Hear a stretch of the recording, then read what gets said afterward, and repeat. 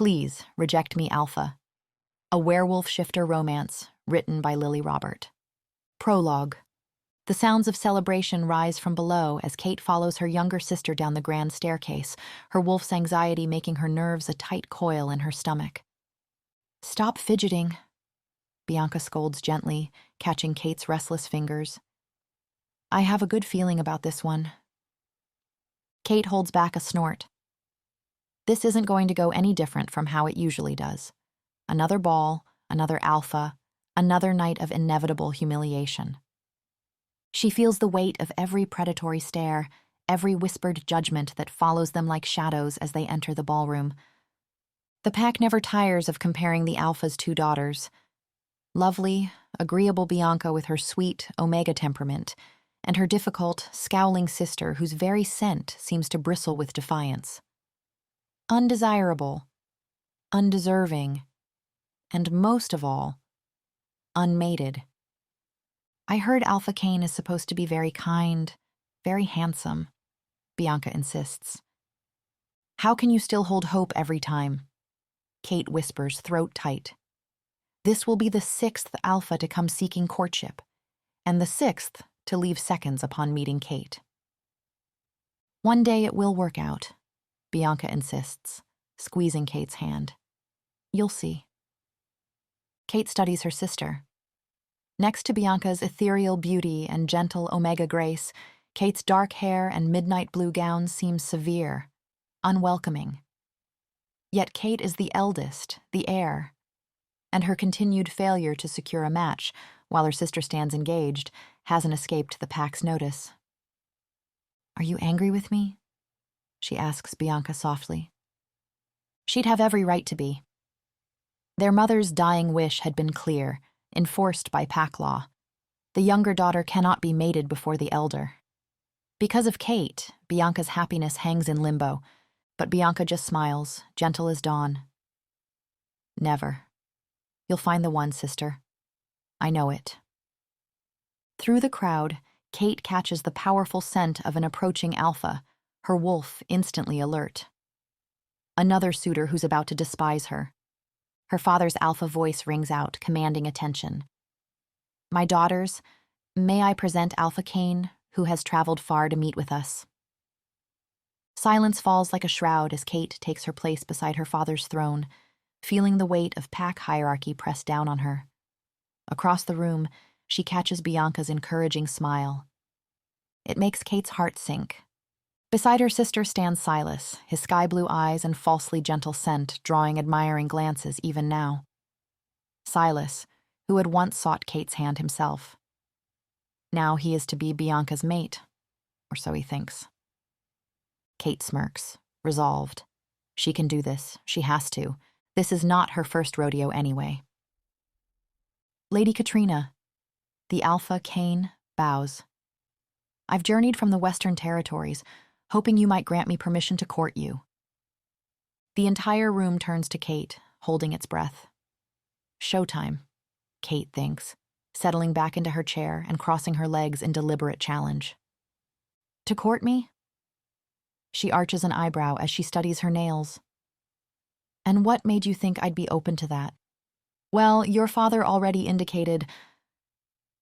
My father gave you his blessing, Kate interrupts with a snort. And you thought that equated to having mine? The whispers grow sharper, wolves shifting restlessly at this breach of protocol. Kate feels her father's disapproval radiating beside her, but she presses on, making sure to sound as insufferable as possible. Did you think you'd simply walk in here and I'd swoon, when you're not even the most handsome alpha to stand in this very spot, begging for my time? Kate! Her father's warning growl crackles through the air. Once, she would have dug her nails into her palms at that tone. Now she sits straighter, ice crystallizing around her heart. I meant no disrespect, she says mockingly. I'm sure Alpha Cain has a great personality. A collective growl rumbles through the hall. 6 years of disappointment and hostility have taught her to wear their hatred like armor. Let them see her as an insufferably spoiled brat. There's no other way. Is there anything else you'd like to add to make yourself look more pleasing in my eyes?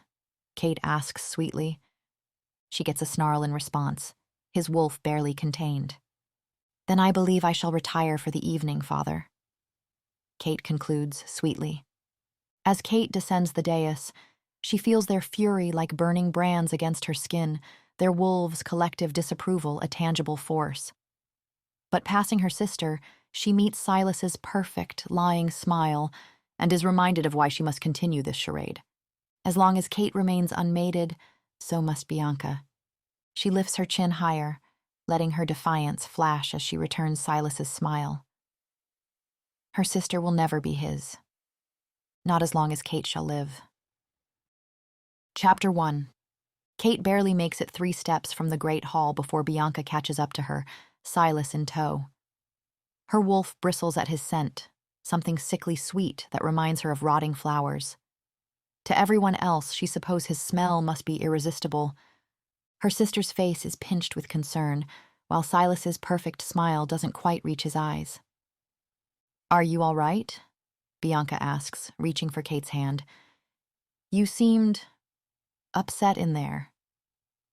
Just tired, Kate forces herself to say, her wolf growling deep in her mind as she tries to ignore Silas's knowing smirk. Let me speak with her.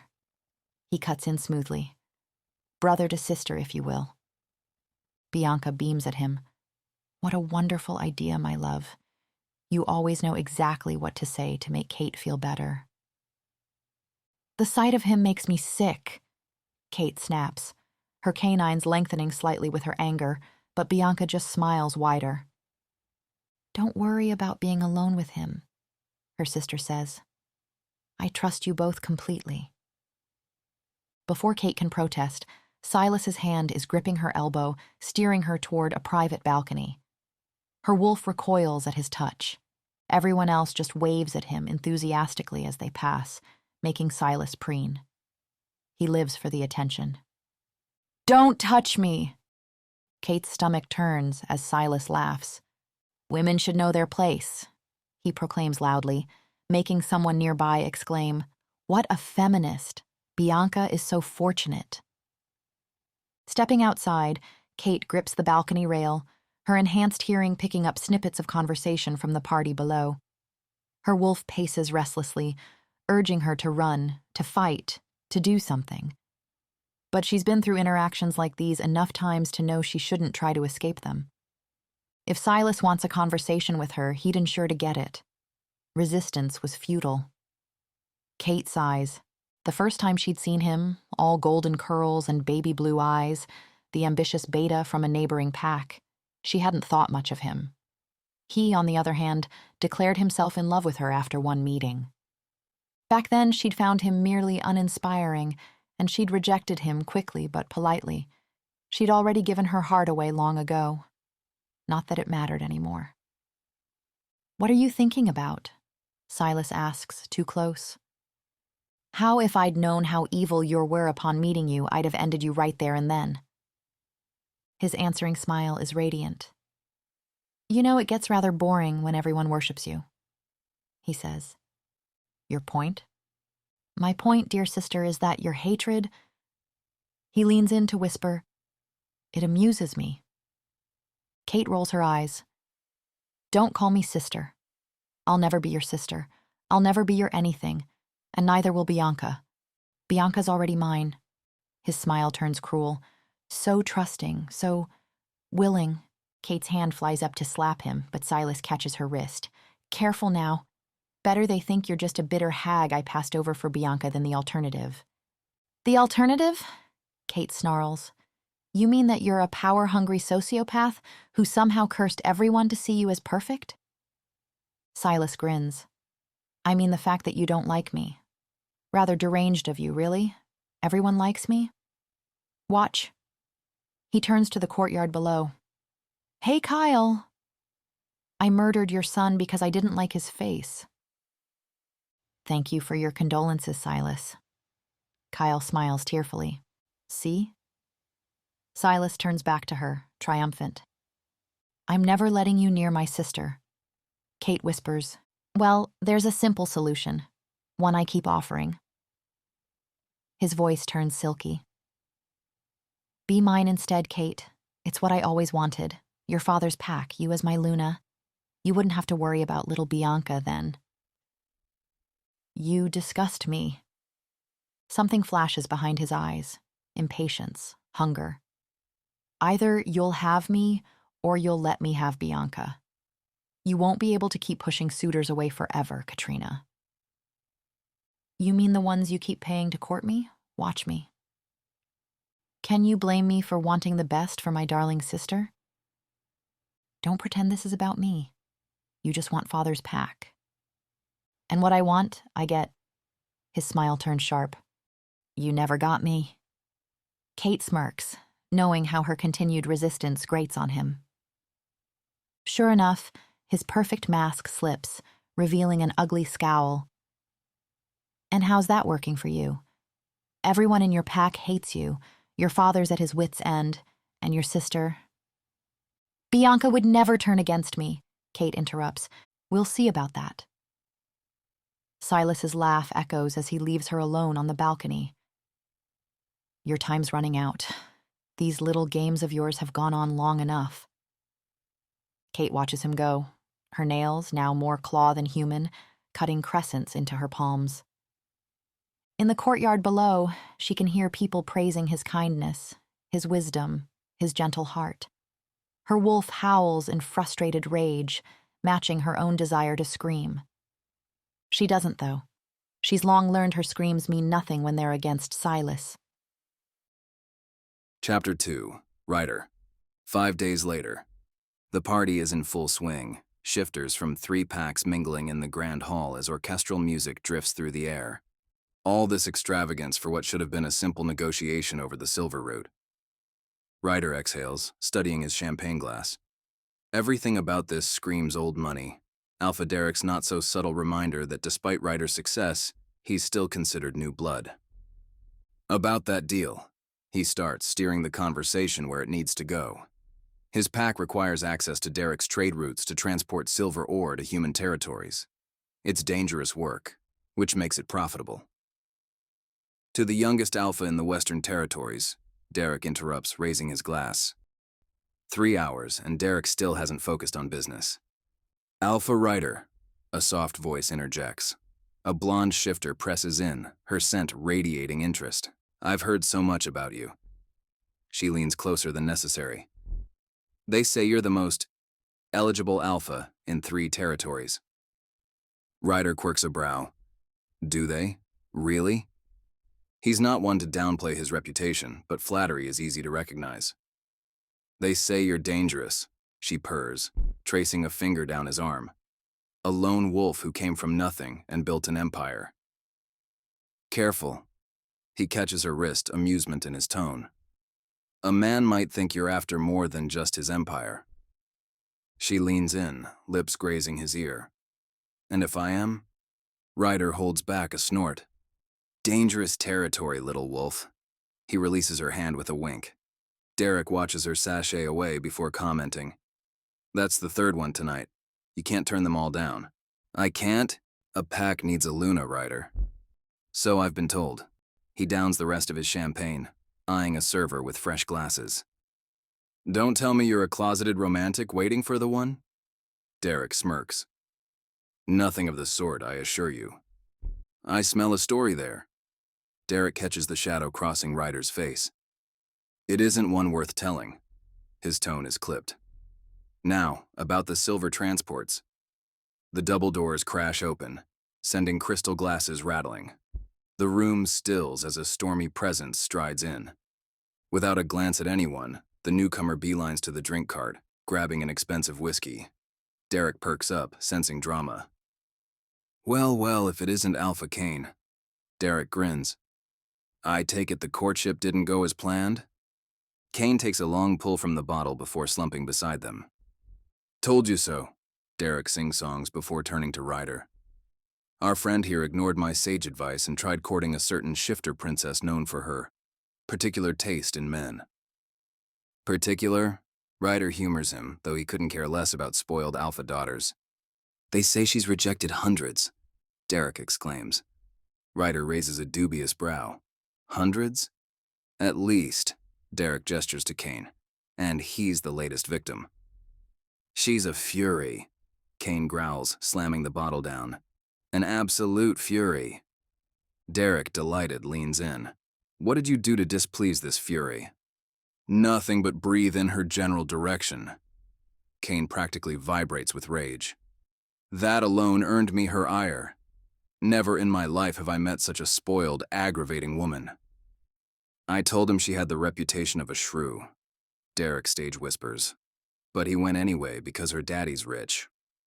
Ryder tunes them out, recalculating how to get this conversation back on track. As if you're not planning to try your luck too, Derek, Kane grumbles. Her father owns enough gold mines to buy entire territories. Whoever mates with Alpha Jensen's daughter would... Ryder stops listening.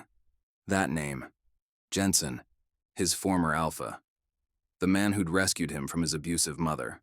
Who'd given him a home and a purpose. A man he'd once been desperate to impress, like a child seeking approval. But Ryder had never been Jensen's son. Just another guard trained on his estate. And on that estate had lived 2 daughters. The eldest had found a mate 6 years ago, which meant... Wait, Ryder interrupts.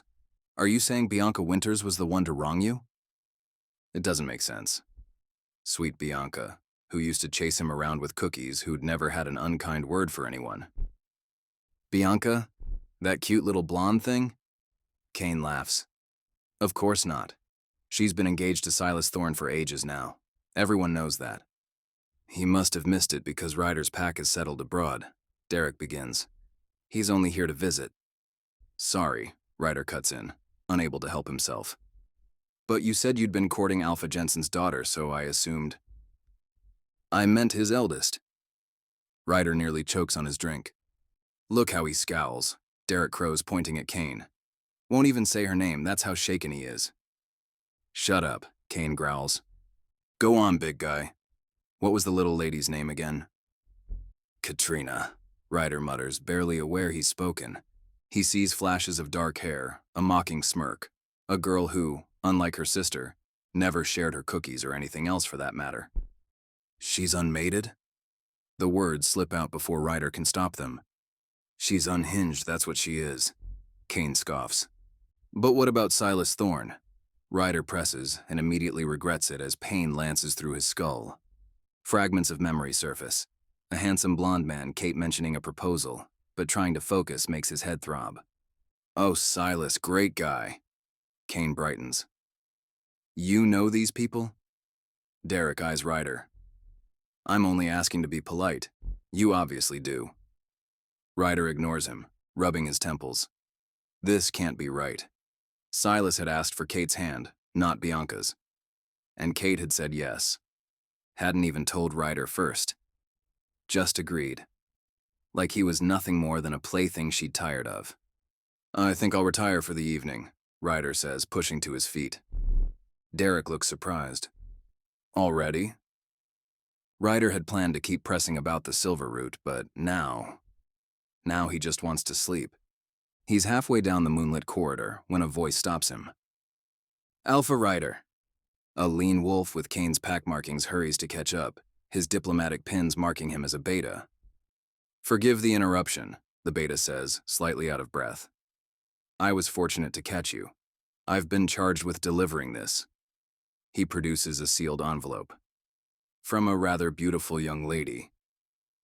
For one irrational moment, Kate's face flashes through Ryder's mind. Then he sees the Winterpack seal in the dark wax, and his heart stutters. His fingers don't shake as he breaks the seal. They don't. But something in his chest does clench when he sees the flowing signature at the bottom. Not Kate's precise strokes, but Bianca's gentle curves. Thank you for your discretion, he mutters. He waits until the beta's footsteps fade before leaning against the cool stone wall. What could sweet little Bianca want with him after all these years? Ryder opens the letter and reads. Chapter 3. Kate. A week later. Kate barely has time to reach her chambers before her father's heavy footsteps echo down the hall, his alpha presence radiating anger that makes her wolf want to bare its throat in submission. She braces herself, hands clasped behind her back as the door flies open with enough force to rattle the hinges. That's enough. Jensen's voice carries both paternal concern and an alpha's command, making the air crackle with authority. 7 suitors, Kate. 7 respected alphas you've driven away with deliberate cruelty. And let's not even mention the others, strong betas, warriors, leaders in their own right. What game are you playing? This isn't a game, Kate says, keeping her voice light even as her wolf paces restlessly. You promised I could marry for love. Love? He barks out a laugh that's more growl than humor. Love requires you to give someone, anyone, a chance. Instead, you've turned away every suitable match without so much as a conversation. Alpha Kane traveled 3 days to meet you. And Alpha James had traveled 5, Kate reminds him, turning to her window. Neither were suitable. How would you know? Her father barks. You spent all of 5 minutes insulting the 2 of them, which was plenty enough to know neither were the one. Her father's frustration rolls off him in waves. Kate, please. Think of your sister if you won't think of yourself. Bianca and Silas have waited patiently, but it's been long enough. It definitely hasn't been long enough. If it were up to me, Kate says, turning to face him, Bianca and Silas would keep waiting forever. There is a pause, a short second during which Kate meets her father's eyes. And during that short second, she forgets. She forgets things aren't as they should be, and that her father will not understand her. But then something like relief passes over her father's face, and Kate's heart sinks as he exclaims, You're absolutely right. The sooner they marry, the better. Silas will make an excellent addition to our pack. Kate flinches. No matter how many times she's seen it happen over the past 6 years, hearing her own words being twisted into a whole different meaning still cuts deep. What magic could do this? What had Silas done to enchant the entire world so completely? And how come only Kate had been spared? She opens her mouth, another futile attempt to make her father understand, but stops. What's the point? He'll hear only what that damn curse allows him to hear. You were different once. Jensen observes quietly. You never did tell me what happened 6 years ago when you and... Don't. Kate's voice cracks because she knows where this is going and she's got enough on her plate, is it? She doesn't need to be reminded of that day, of him. She won't think about him. I don't want to talk about it. Kate insists. Jensen's eyes soften slightly. Look, Kate, it's clear that whatever happened between you two... I said I don't want to talk about it, Kate snaps, her canines lengthening with emotion. Her father's patience visibly thins his alpha energy, filling the room with such pressure that Kate's ears pop. Kate, her father's voice softens, misreading her expression. Your mother wouldn't want this for you, or for Bianca. The mention of her mother makes Kate's chest ache. Would she have seen through Silas's spell? Would she have believed her daughter? Silas told me how restless the pack grows. Jensen continues, making Kate's wolf bristle at the name. He mentioned to me just yesterday how your behavior reflects poorly on my leadership. Of course he did, Kate snarls, her control slipping, and I'm sure whatever else Silas said about me was just as helpful. Yes, as you say, he is concerned about you. We all are. Jensen runs a hand through his silver-streaked hair. The pack needs stability, Kate. We need to show strength, especially now. Since when do you let an outside wolf dictate pack matters? The words burst out before Kate can stop them. She knows she made a mistake when her father's scent sharpens with anger. Your continued defiance undermines my authority, he snarls. The other packs are starting to talk. Kate wants to scream. She needs to phrase things without mentioning Silas directly, but it's near impossible when he's at the center of all of her problems. With no ability to expose him and his actions, whatever she says to defend hers sounds unhinged. This isn't about your authority, she tries. This is about... Jensen interrupts. This is about you refusing to act like the future leader you're meant to be. Jensen's voice rises, his wolf pressing down on hers. Silas was right. I've been too lenient. Are you joking? Kate's laugh holds an edge of hysteria. Father, you don't understand. Enough, Jensen roars. I've been patient. I've respected your wishes, but you're not playing fair, Katrina. You leave me no choice. He draws himself up to his full height, power rolling off him in waves.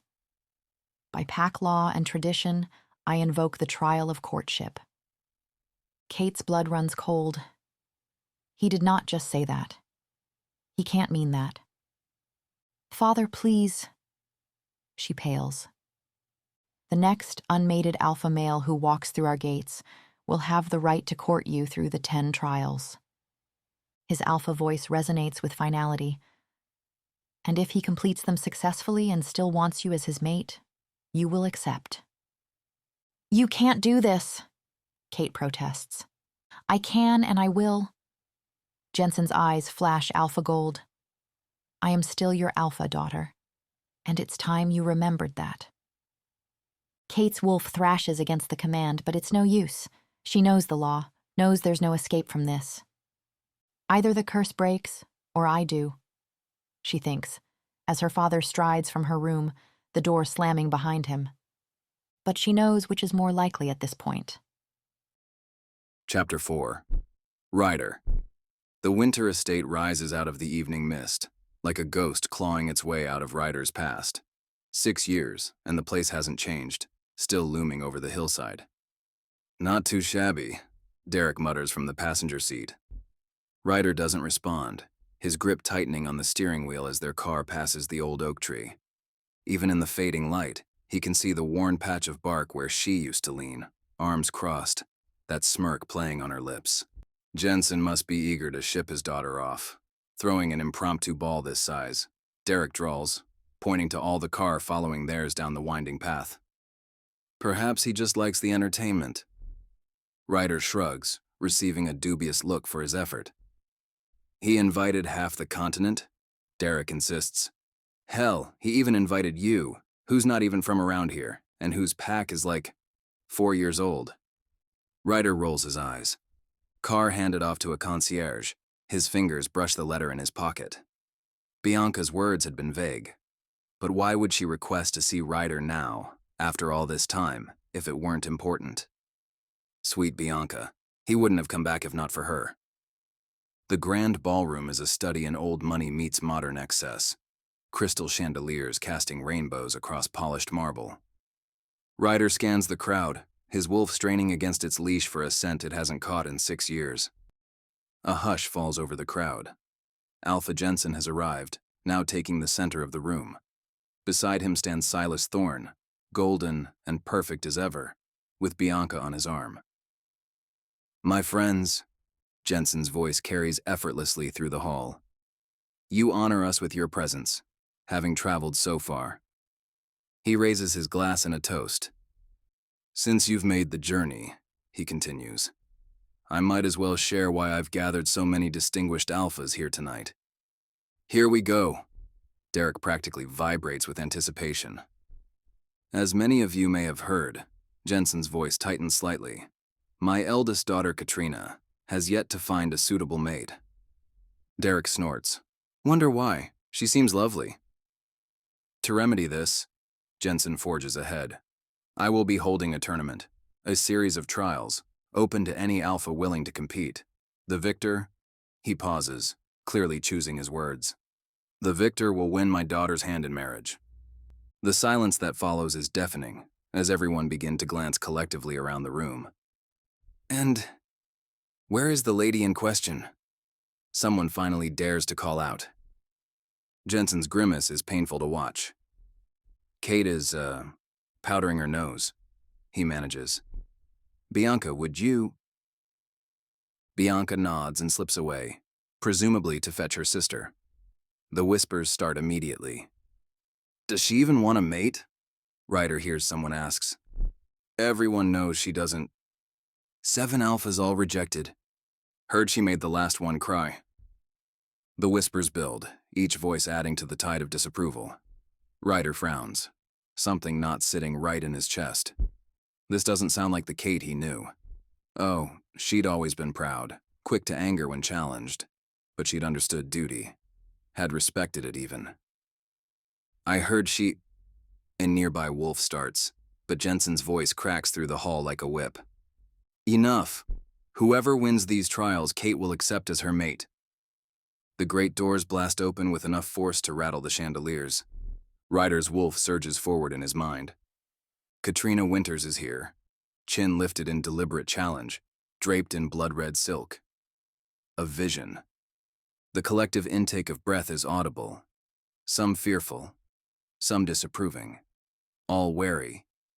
But the crowd's hostility seems to be rolling off her like water. She's different and exactly the same, his Kate. Still all steely gaze and deadly grace, though there's something harder in her now that makes Ryder frown. What happened to you? He wants to ask. Who is this stranger wearing your features like armor, striding in with a scowl instead of a smirk? What has made you defensive instead of confident? You wanted to see me, father? She asks. I was just explaining about the trials, Jensen grits out. As you're well aware. Kate's shrug is disdain personified. Right, your little trials. She quickly scans the crowd. Well, father, I only hope these gentlemen don't care much for their private parts. Her smile turns wicked as the crowd collectively gasps. Are we to expect grievous injury during these trials, Lady Kate? Derek calls out, clearly entertained. That depends on your own competence. Her eyes glitter. Though I promise you will be gravely injured if you dare climb into my bed uninvited, alpha whoever. And trust me, none of you will ever be invited.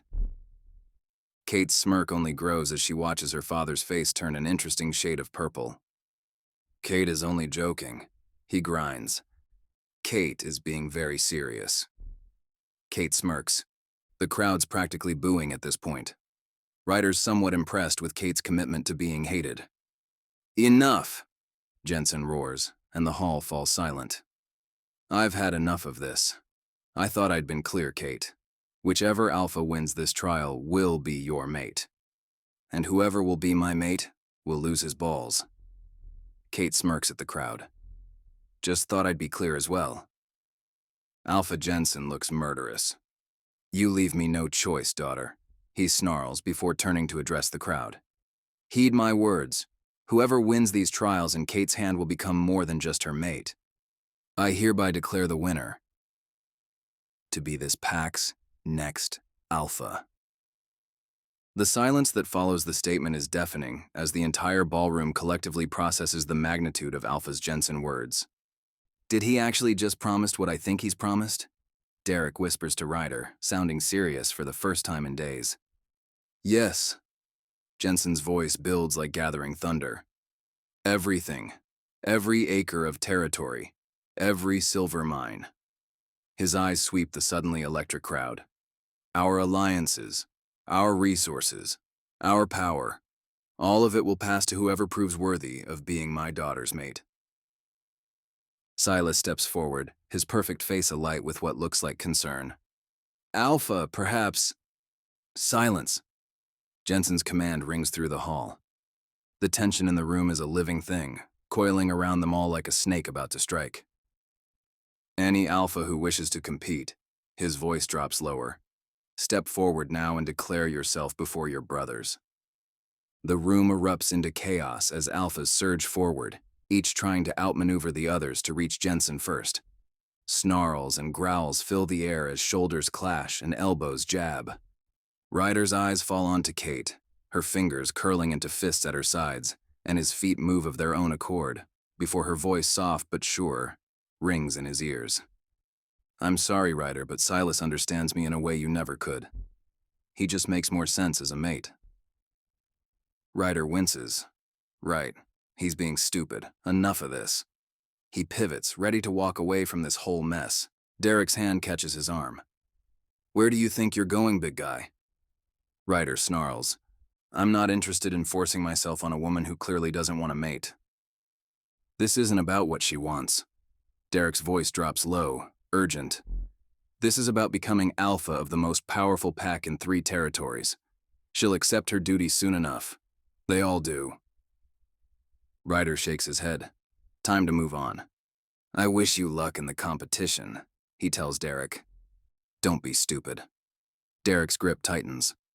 We could help each other. You ensure I win, and that trade deal you've been pushing for? Consider it done.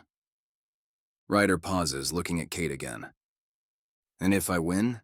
He hears himself ask. Derek's smile is sharp. You won't. We'll work out a strategy, but I guarantee you if you get me this pack, we'll be more than just allies. We'll be brothers. And I make sure my family thrives.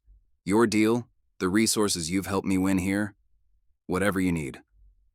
Ryder's wolf paces restlessly beneath his skin. The practical part of his brain catalogs the benefits, the trade routes, the alliance with a powerful alpha.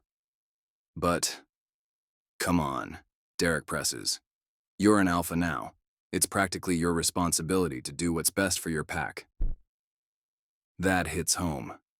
Ryder has responsibilities, people depending on him. He's not that lovesick guard panting after the unreachable alpha's daughter anymore. Can't afford to. And besides, he doesn't owe Kate anything. She disregarded him. Their love, like it was nothing, made Ryder feel like less than nothing. His hand meets Derek's before he can second-guess himself. Deal. Chapter 5. Kate. Kate watches the alphas scramble like dogs fighting over a fresh bone, her being the bone in this particularly charming metaphor, and fights to keep her hands from shaking. 6 years of managing impossible situations, and this might be her father's crowning achievement in making her life hell. The humiliation burns deep in her chest as she watches them push and jostle, their eyes hungry not for her, but for what she represents. She's not even a person to them, just a means to an end, a convenient stepping stone to power. The weight of their stares makes her skin crawl, but she forces her chin higher. She can't afford to show weakness. Not now, not ever. The real kicker isn't even being traded like premium livestock, though that cuts deeper than she'll ever admit. It's that there's no escaping this one, no sharp comment or calculated insult that can drive these wolves away. Not when the prize is no longer just her hand, but everything her family has built over generations. Then again, Kate's mind starts turning even as her heart aches. Perhaps these trials aren't just another trap. Perhaps if she plays this right, they could be an opportunity, a chance to finally protect her pack and Bianca from Silas once and for all. Her gaze finds Silas in the crowd, and for once his perfect mask slips. Oh, he's smiling that angelic smile that has everyone else cooing, but this clearly wasn't part of his plan. He'd expected to claim the pack through Bianca, to sidestep Kate entirely. But now, whoever wins these archaic trials will have legal claim to everything, in writing. The sight of his barely contained rage almost makes this disaster worthwhile. Almost. Then she catches Bianca's worried glance, her sister's genuine distress at Kate's predicament, and reality crashes back. None of this matters if she can't keep Bianca safe, keep her entire pack safe from the monster wearing an angel's face. He's already taken enough from Kate as it is. She lost the person she loved most, because of him. No more. Father. Kate approaches Jensen where he's discussing logistics with Bram. A word? Her father follows her into his study, and the moment the door closes, Kate lets loose. Cattle. She whirls on him. You're trading me like cattle. Jensen has the grace to look uncomfortable for all of 2 seconds before his alpha authority reasserts itself. You left me no choice, Katrina. He declares, going for imposing. This is entirely your doing. My doing? Kate screeches. I wanted to marry for love. A small grimace flashes across her father's features. And you will. He attempts. These trials will ensure what? Kate barks out a laugh. Look at them out there. They're not here for me. They're here for the pack, for the wealth, for the power. You've made sure I'll never know if anyone could actually want me. Only for me. Something like regrets flickers in Jensen's eyes. Perhaps I got a little carried away in my anger, he admits. But Kate, I can't look back on my words now. I'll look like an idiot. And before Kate can yell at him that he is, in fact, an idiot, he adds, besides, the trials will test more than strength, darling. I'll design them myself, ensure they reveal character, compatibility. Compatibility, Kate whispers, and lets her voice crack perfectly. Compatibility with someone who's only here because you promised them your wealth? Father, you've ensured my unhappiness forever. She makes her lip twist into a pitiful pout, like she would at the age of 6 to get more dessert. The technique doesn't get old. Jensen's face immediately falls. Kate, sweetheart, no, he attempts. Kate turns away from him dramatically, summoning her most lethal, effective weapon to the surface, the waterworks. As the first tear falls, then the next, she throws in a little whimper for dramatic effect. Maybe one more. Yes, that did sound quite effectively pitiful. Now 3, 2, 1. Baby, please don't cry. Right on cue, her father's voice edges toward panic. Kate responds by crying harder, adding a slight shoulder shake for effect. Katy Cat. Jensen hovers helplessly, using her childhood nickname. Please, I never meant... This is for your own good, for your future.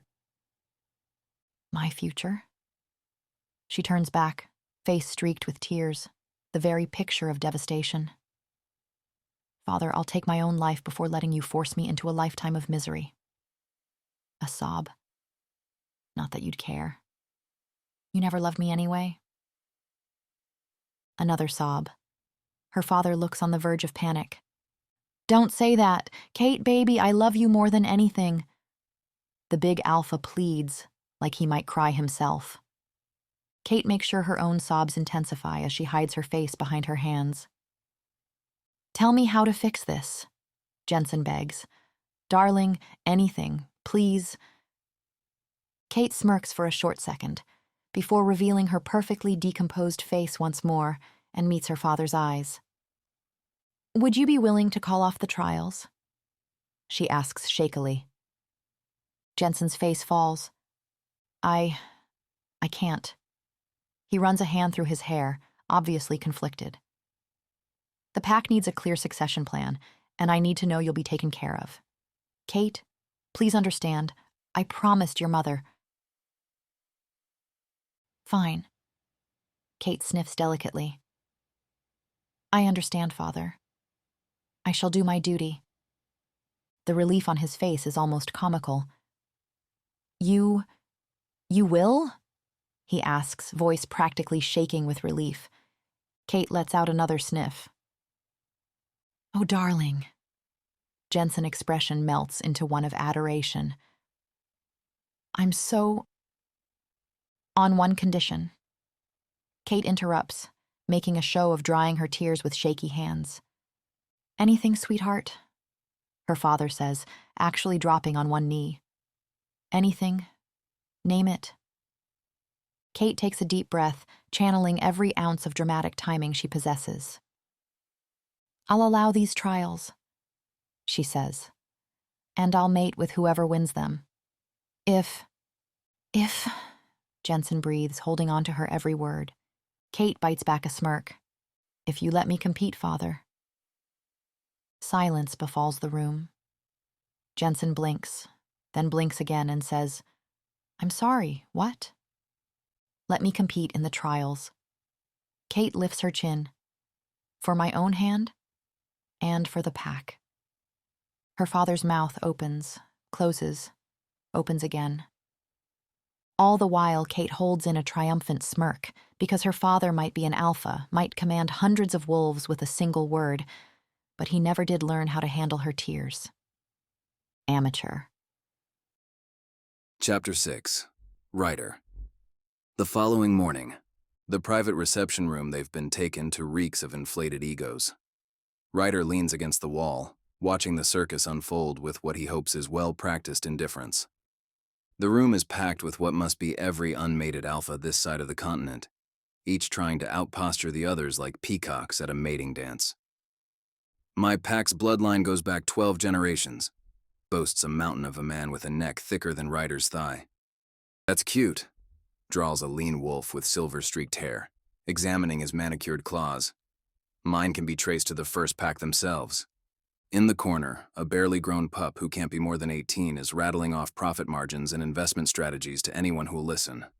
What they need is someone with a fresh perspective. What they need, interrupts a hulking brute with tribal tattoos crawling up his neck, is someone who can actually protect their borders. I once took down 50 rogues single. With your bare hands, in the snow, uphill both ways, Ryder mutters under his breath, earning a smirk from a silent, dark-haired man nearby. Ryder should probably be doing what Derek's currently doing, networking, building alliances. Instead, he's sulking in his corner like some pup at his first hunt, wondering what the hell he's doing here. The trade routes better be worth. Ryder looks up to find himself surrounded by what appears to be old money incarnate. Their leader, the silver-haired wolf, looks vaguely familiar now that Ryder thinks about it. I don't believe it, Silverhair continues. The half-breed charity case actually thinks he has a shot? Ah, now Ryder remembers. Edmund Silvercrest. Old blood, older money, and a face that looks like he's permanently smelling something unpleasant. Alpha Edmund. Ryder lets his smile show too many teeth. Still using your family tree as a personality substitute? The door opens before Edmund can respond, Jensen's presence bringing immediate silence to the room. He surveys the gathered alphas with measured consideration, every inch the powerful leader about to bestow a great honor. Gentlemen, he begins, your interest in these trials honors both our pack and my daughter. Over the next 10 days, you will face challenges designed to test not just strength, but character. To win, you must not only complete all the trials, but complete before your opponents do. Each day brings elimination. Those who fail a trial are immediately cut. Among those who succeed, the slowest will also be eliminated if too many remain. How many is too many? The young entrepreneur pipes up. By day 5, we need no more than 5 contestants. Jensen replies. Right. The boy nods. Well, currently we have 30 competitors. 31. A voice cuts through the room like a blade. Or did Daddy forget to mention that part? The temperature seems to drop several degrees as Kate materializes in the doorway. Ryder instinctively steps behind a marble column, then immediately feels ridiculous for doing so. But he stays there anyway. My daughter, Jensen confirms, looking pained, will also be competing. Silence befalls the room as Jensen clears his throat. For her own hand, he adds, sounding sheepish. What? The room erupts into furious protests. Preposterous, Edmund sputters. Women can't compete against alphas. The tribal tattoo guy pounds his fist on a table. Kate holds up one delicate hand. The gesture is so incongruously graceful that people actually shut up. By all means, she says sweetly. Please explain to your future mate why you don't think she's your equal. I'm sure that won't come back to bite you in the slightest. The protests die down to uncertain mumbles. In fact, Kate continues, beginning to pace like a predator sizing up prey. Do try to beat me and take my own pack away from me. See what happens. Her smile turns savage as she drones on. How about I just tell you? You will fail. I will defeat you. And then I'll be coming for you. I'll come for everything you own. Starting with your resources, your businesses, your alliances, and after that, I'll come for what's left of your crumbling dignity. By the time I'm done, you'll be lucky if you can command the respect of a geriatric chihuahua. Someone actually gulps. But that's just for warm-ups. Kate's eyes gleam with unholy glee. Because once I've destroyed everything you own, I'll destroy you. I don't mean just your spirit or the sad dying spark that'll be left of it. I mean I'll physically end you, slowly, piece by piece, until every inch of you hurts so completely you'll wish you've never been born. Ryder's eyes travel down to Kate's lips as she speaks. He'd forgotten how often she wets them when threatening bodily harm. "I'll start by crushing your fingertips," Kate says. And there it is, her tongue licking her lower lip again. There's nothing quite as charming as witnessing that small pink tongue of hers dart across her full lips in between death threats. Ryder can't help staring, transfixed. "Then," Kate pursues, "I'll be cutting everything off, each finger, one by one, slowly, deliberately." Ryder's mind unhelpfully flashes to memories of Kate sucking on his fingers one by one, slowly and deliberately. God. He bites back a groan. "And don't even get me started on what I'll do to your genitals." Kate's practically bouncing now. "I have this lovely collection of rusty garden tools for that. The pruning shears are my favorite." The room collectively gags.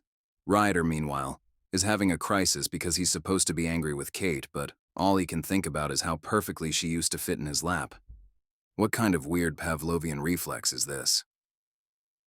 "And then I'll take what's left of your spleen," Kate is saying cheerfully, "and use it to paint inspirational messages on your pack's meeting hall." Several alphas look ready to faint, though the young business wolf is actually taking notes.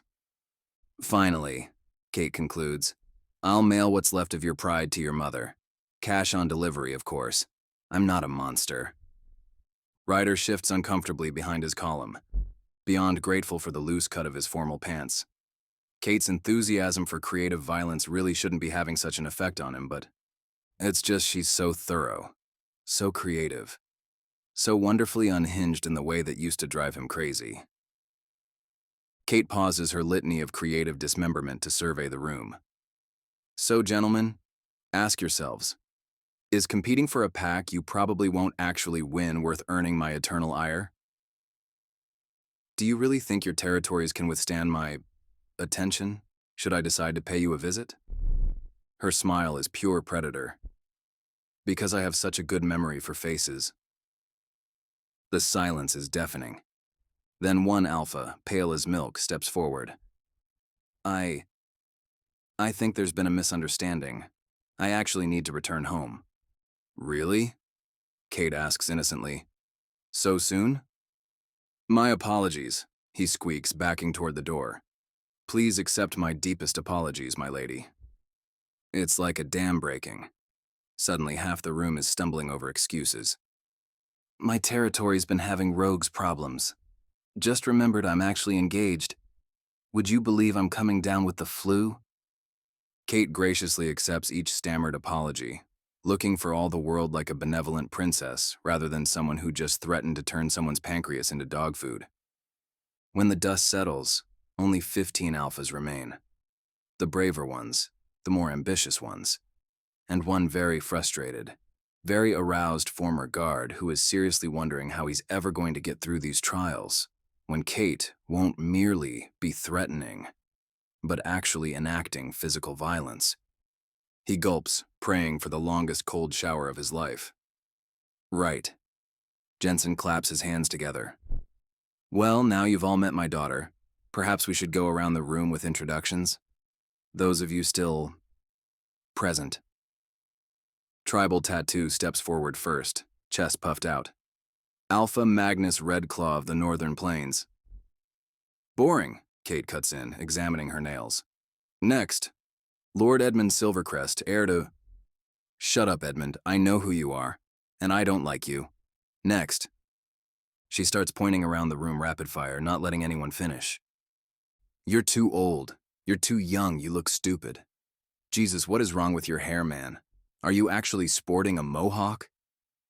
Her finger moves like a weapon, each dismissal more cutting than the last. Ryder realizes then that she's going to notice him in just a few seconds. Kate Winters will actually be looking at him and insulting him in just a few seconds, for the first time in 6 years. For the first time since she'd butchered his heart and dumped it aside like trash. Well, fuck it. Squaring his shoulders, Ryder stepped forward and out of the shadows. Whatever mean remark is coming for him, he won't give Kate the satisfaction of looking thrown off. Never again. You're too tall, you're too small, you're... Kate's finger swings toward him, her mouth already open with another cutting remark. Then her eyes fall onto Ryder, and she freezes. She freezes, finger raised mid-air, lips parted. Hi, Kate. Ryder's voice comes out steadier than he feels. He actually manages a small smirk, rather pleased with the way Kate is gaping at him, color draining from her face. Serves her right. It's been a while. Ryder jokes, realizing his joke isn't particularly funny when Kate just stares at him. 1,000 emotions flash across her face too quickly to name. Shock, pain, fear, and suddenly, Kate runs. She doesn't walk quickly, doesn't make excuses. She flat out runs from the room like the hounds of hell are on her heels, leaving behind a silence so complete you could hear a pin drop. Right. Jensen's voice is artificially bright. First trial begins at dawn. Chapter 7. Kate presses her forehead against the cool window of the car. Her hands won't stop shaking, her wolf clawing at her chest. The memory of Ryder standing there, right there in front of her after all this time. God, she'd made such a fool of herself, standing there gaping like some starstruck teenager, while he'd smirked at her with that infuriating confidence. Like it was nothing. Like 6 years of absence could be bridged with 2 casual words. And now she's going to have to face him again at this ridiculous welcoming party. Unless, perhaps this was all just some big misunderstanding, and he won't actually be competing in these stupid trials. Why is it not relief she feels at the thought? Don't pout. You should use tonight to your advantage, Bianca says beside her. Scout the competition, find their weaknesses, maybe even make some alliances. Kate stares at her sister. Are you actually trying to help me? Despite what me winning might mean for you? Kate having to mate with the winner of the trials would immediately allow Bianca to finally be with Silas, something her sister, sadly, yearns for due to the curse. But despite it, I'm always on your side. Bianca's smile is gentle but determined. I'd never wish for something that could make you unhappy, Kate. Never. The words catch in her throat. Because like so many times before, Kate wants to tell Bianca everything. About Ryder being here. About why seeing him again feels like having her chest carved open. But Silas's guards hover closer in the front seat, and Kate swallows it all back down. They're always there, watching. The club where the party is being held for some reason pulses with bass-heavy music and writhing bodies, the air thick with alcohol and pheromones. Kate watches her packmates lose themselves to the rhythm. Silas's people are everywhere, watching, reporting back to their master. Right, she needs him gone. And if she becomes the pack's next alpha, if she wins the trials, she'll finally be able to kick him out, banish him for good. Do you want a drink? Bianca nudges her. To help you relax? Kate shakes her head. Better not. This is Daddy's first trial. Watch. Kate nods toward an alpha currently groping a giggling wolf against the wall. Father's testing everyone's control. Anyone who breaks courting protocols tonight is automatically eliminated. That does sound like something Daddy would do, Bianca admits. Hello there, darling. Ice slides down Kate's spine at that familiar voice, at how that hand is settled possessively on her lower back. Silas materializes between them like a dark star, drawing all light into himself. My love, he purrs to Bianca, would you be a dear and fetch us some drinks? The moment Bianca disappears, Silas's grip tightens. Dance with me, he demands. I'd rather not. Kate replies. Oh? His smile doesn't waver. Is that Ryder I see by the bar? Kate can't help her reaction. Her head immediately tilts to the right, finding him leaning against a stool. The club lights paint shadows across his jaw, the jaw she used to kiss, one whose line she could draw from memory alone. He's so beautiful. But his eyes are cold when they meet hers. You must be thrilled to have him back. Silas's fingers dig into her spine as he maneuvers her through the crowd.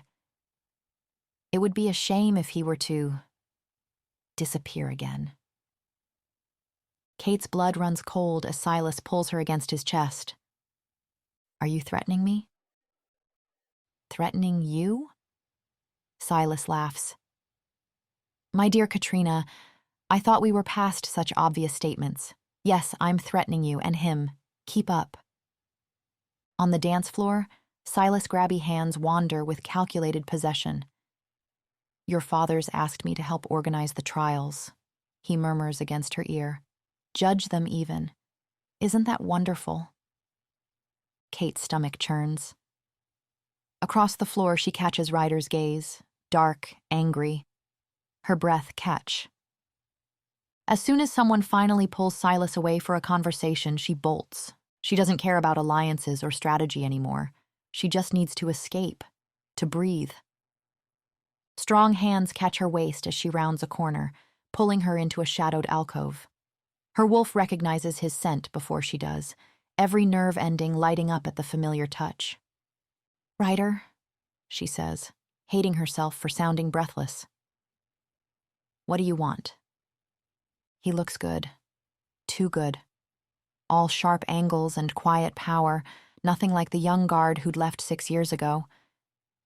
And yet still very much the incarnation of everything she's ever loved. Because he's Ryder. The years have filed away his softer edges, left behind something dangerous and compelling that makes her wolf pace restlessly beneath her skin. But he's Ryder. She's so happy to be near him again she could cry. Apparently he doesn't feel the same. What do I want? He scoffs. That's all you've got after all this time? Well, what were you expecting? She meets his eyes. A kiss? An arrogant smile paints his lips as his hazel eyes shimmer gold. Are you asking for one, Kate? His voice drops low against her ear, and just like that, she's lost. His scent, his tone, his mere presence. It's always been like this with him. When he's near, the rest of the world fades away. I haven't asked for anything, she observes, aiming for casual. You're the one who showed up out of nowhere. Yeah, you did seem a little surprised. His smirk widens, and Kate feels heat crawl up her neck.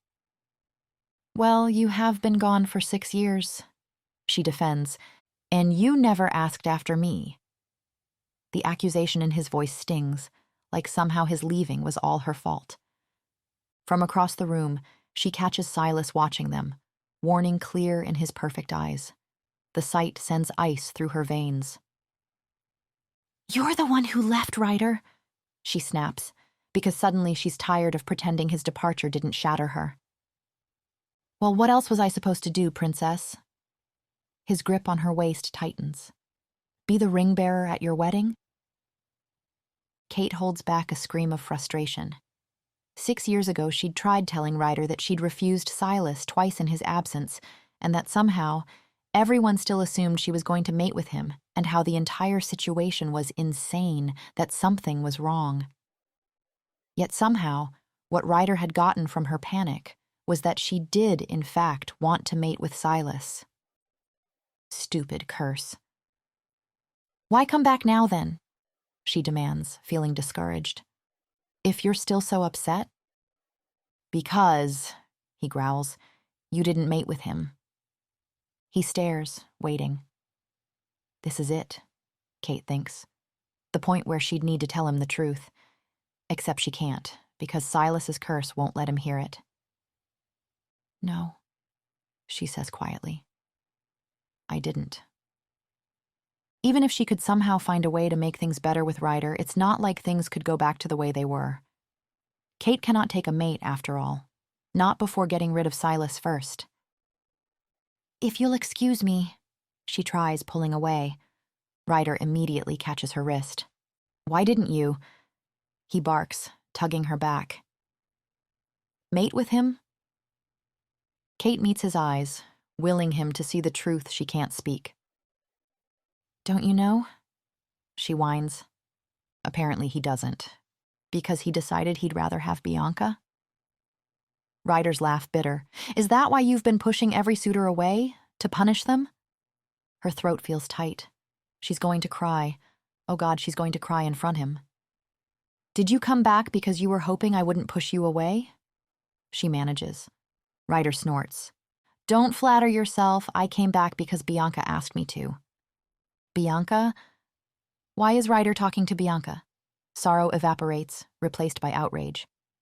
My sister? Are you kidding me, Ryder? She grabs his hair, yanking hard. Ryder winces as she pulls harder, bringing his face closer. She reached out to me. He groans. How dare you try to corrupt my sweet baby angel? Another sharp tug, and she's achingly aware of how close their faces are, how Ryder's pupils have dilated. I'm not. He pants against her lips. I swear. Their breaths mingle, and Kate can't look away from his mouth, can't stop remembering how it used to feel against hers. Besides, he growls, you're the one trying to corrupt your sweet angel's fiancé. She jerks back, outraged. What did you just say to me? Oh, come on, Kate, I saw you. Everyone did. On the dance floor with Silas. His voice drips with disgust. Throwing yourself at him? It's been 6 years, Kate. He's with Bianca now. Get over it. The accusation that she'd hurt Bianca like that she'd want Silas of all people, hits like a physical blow. Kate forces her lips into a cruel smile, even as something breaks inside her. You get over it. She seethes, and stop acting like a petulant child. They stare at each other, fury and hurt crackling between them like lightning. Good luck in the trials, he finally bites out. I don't need luck. She turns away before he can see her eyes water, leaving him in the shadows where he'd once felt like home. God, and to think she's going to have to compete with him for her own hand in marriage, when he doesn't seem to even want her anymore. Chapter 8. Ryder follows the winter pack guard through frost-covered grounds, resisting the urge to rub his burning eyes. Sleep had been impossible. His mind replaying Kate's expression, the crack in her voice. His wolf paces, torn between satisfaction at her reaction and the maddening urge to fix what's broken. She's the one who ended it. She chose Silas. He shouldn't feel guilty just because she'd looked at him like he'd ripped her heart out. Except he does, and he hates it. There's our strategic genius, Derek calls, unfairly alert for dawn. He lounges against a tree as competitors gather, Magnus stretching his massive tattooed frame, Felix hunched over his laptop, Edmund holding court with sycophants. The silent man from yesterday lingers at the edges, testing the shadows. Quite the menagerie, Derek muses. Brute force, stealth, brains, and old money all wrapped up in neat little packages. You think wealth will help, Edmund? Money always helps. Ryder smirks. So if you're the wise guy, what am I? The pretty one, obviously. Before Ryder can respond, movement catches his eye. Kate steps from the mansion, dawn painting gold across her skin. She walks past without a glance, but his gaze follows the sway of her hips. You might want to stop staring at the competition's ass, Derek drawls, ruining his own advice by doing exactly that. Ryder's growl surprises even himself. Derek holds up his hands. Relax, just admiring. You know her, right? What's her strength? All of them, Ryder answers before he can stop himself. 2 more alphas join their group as Jensen steps onto the mansion steps, commanding silence. 5 eliminated last night, Derek whispers, smirking. Idiots couldn't keep it in their pants. You almost made that list, Ryder reminds him. If I hadn't pulled you off that blonde? And eternally grateful I am. Derek claps his shoulder. My hero! Jensen's voice carries over the grounds. Today's trial will be judged by myself, my daughter Bianca. She steps forward, radiant in the morning light. And her intended Silas. Ryder's fingers twitch. He still hasn't asked Bianca about her letter, why she summoned him back after all this time. How fitting, Edmund says smugly, to have someone of such noble blood overseeing this tradition. Silas smiles, sweeping the crowd with practiced warmth. We aim to ensure these trials remain fair and honorable. His expression sharpens. Which is why we've agreed. No witnesses. What happens in the trials stays in the trials. Murmurs of approval ripple through the group. Even Ryder has to admit it makes sense. But then, Kate stands rigid, eyes fixed on Silas with something like fury or fear. Ryder frowns. What did she see? The rules are simple, Jensen continues. Race to the finish line. Last to arrive is eliminated. His smile turns grim. If you arrive. Torches flare behind him, revealing what the darkness had hidden. A massive labyrinth, its towering walls writhing with nightshade, Jensen confirms, in case anyone considered taking shortcuts. Derek inhales sharply. Ryder understands.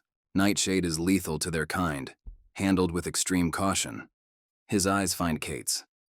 For a moment, they're 13 again, his fingers sticky with purple juice as she screamed at him to spit it out.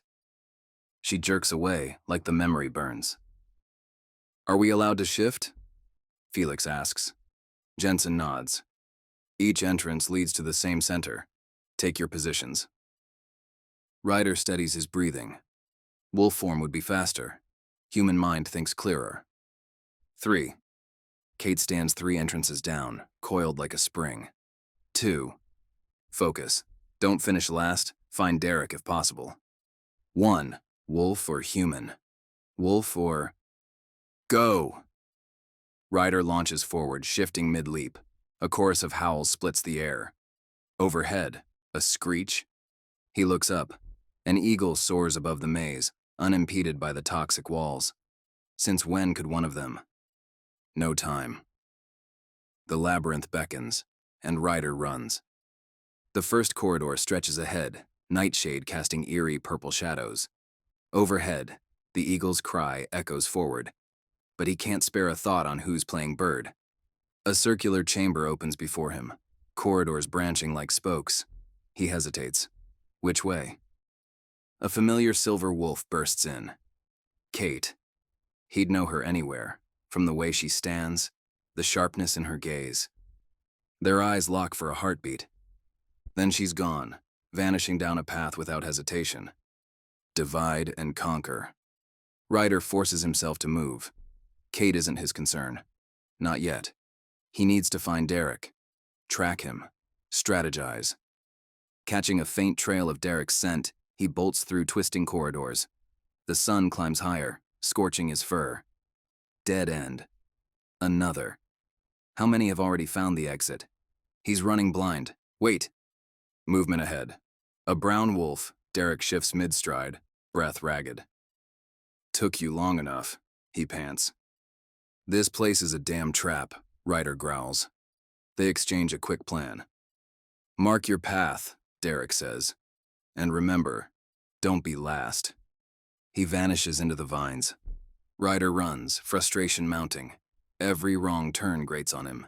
He keeps stumbling upon Derek's markers, but no exit. Then, realization. Jensen, Bianca, and Silas are at the finish line. They're the ones he should be tracking. Idiot. He knows how Jensen thinks, how he evaluates wolves. This isn't just a race, it's a tracking challenge. And he's wasted time figuring it out. Ryder lifts his muzzle. There. Faint traces of Bianca's perfume. Jensen's alpha musk. He moves faster, now confident. The voices grow clearer with each turn. Jensen discussing something with Silas, Bianca's laughter.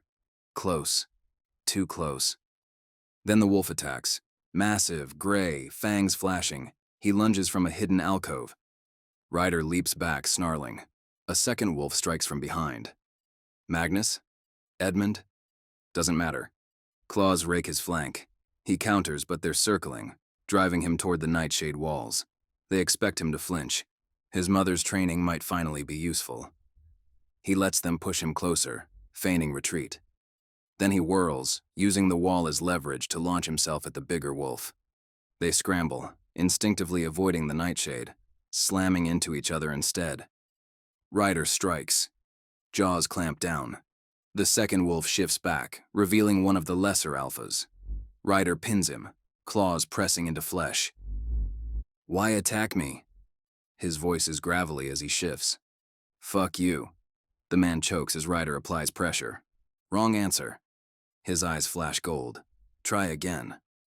"Kate," the alpha gasps. "Said to make sure you didn't finish. Promised a reward if we took you out." Ryder's blood turns to ice. "Why would Kate—" The words die in his throat. "Of course. She doesn't want him here." A howl echoes behind them. "Back up? No time." Ryder shifts and runs, lungs burning, wounds stinging. 30 seconds! Jensen's voice rings out. Ryder pushes harder. Another turn. A marker. 15 seconds. There. Sunlight ahead. 10, 9, 8. His lungs scream. His legs ache. But he won't fail. Not now. 4, 3. With one last burst of speed, he launches through the exit. 2. He lands panting in the clearing. Derek grins. Edmund sneers. Kate's face drains of color when she sees him. Good. Let her see what her handiwork looks like. Chapter 9. Kate's muscles ache from yesterday's race as she follows the guard down the familiar path. Second place wasn't bad, but Felix had been the real surprise. "A bird shifter," she mutters. "Just perfect. I stand to marry a teenage bird." Her thoughts darken at the memory of Ryder crossing the finish line seconds before disqualification. The look he'd given her, fresh and sharp, like a knife to the back. The meeting room doors loom ahead, and the moment she enters, Ryder's scent hits her. 7 contestants remain. Derek lounges near Ryder, Magnus takes up a corner, Felix perches, there's no other word for it, on a windowsill. Nathaniel, the dark-haired man with the scar, inclines his head in greeting just as Jensen arrives, flanked by Silas and Bianca. "Blindfolds," Jensen announces. "No peeking." Darkness swallows Kate's vision. The familiar disorientation of being led somewhere unsettles her, until a scent hits her. Old paper, leather, dust. Barely swallows a gasp. The library stands exactly as she remembers. 3 stories of dark wood, spiraling wrought iron staircases, a domed glass ceiling. Jensen's voice cuts through murmurs. 3 keys are hidden here. Find them and you advance. Fail and you leave. You have until noon. Magnus frowns. "Only one of us makes it?" Felix sighs. 3 keys each, genius. Jensen nods, producing a parchment. "In shadows deep where wisdom sleeps, find 3 keys to freedom's door. First in healing's ancient keep, second where dead tongues soar, third where stars align with lore." "Can we interfere with each other?" Edmund asks, eyes gleaming. Jensen turns away, leaving the question unanswered, which means yes.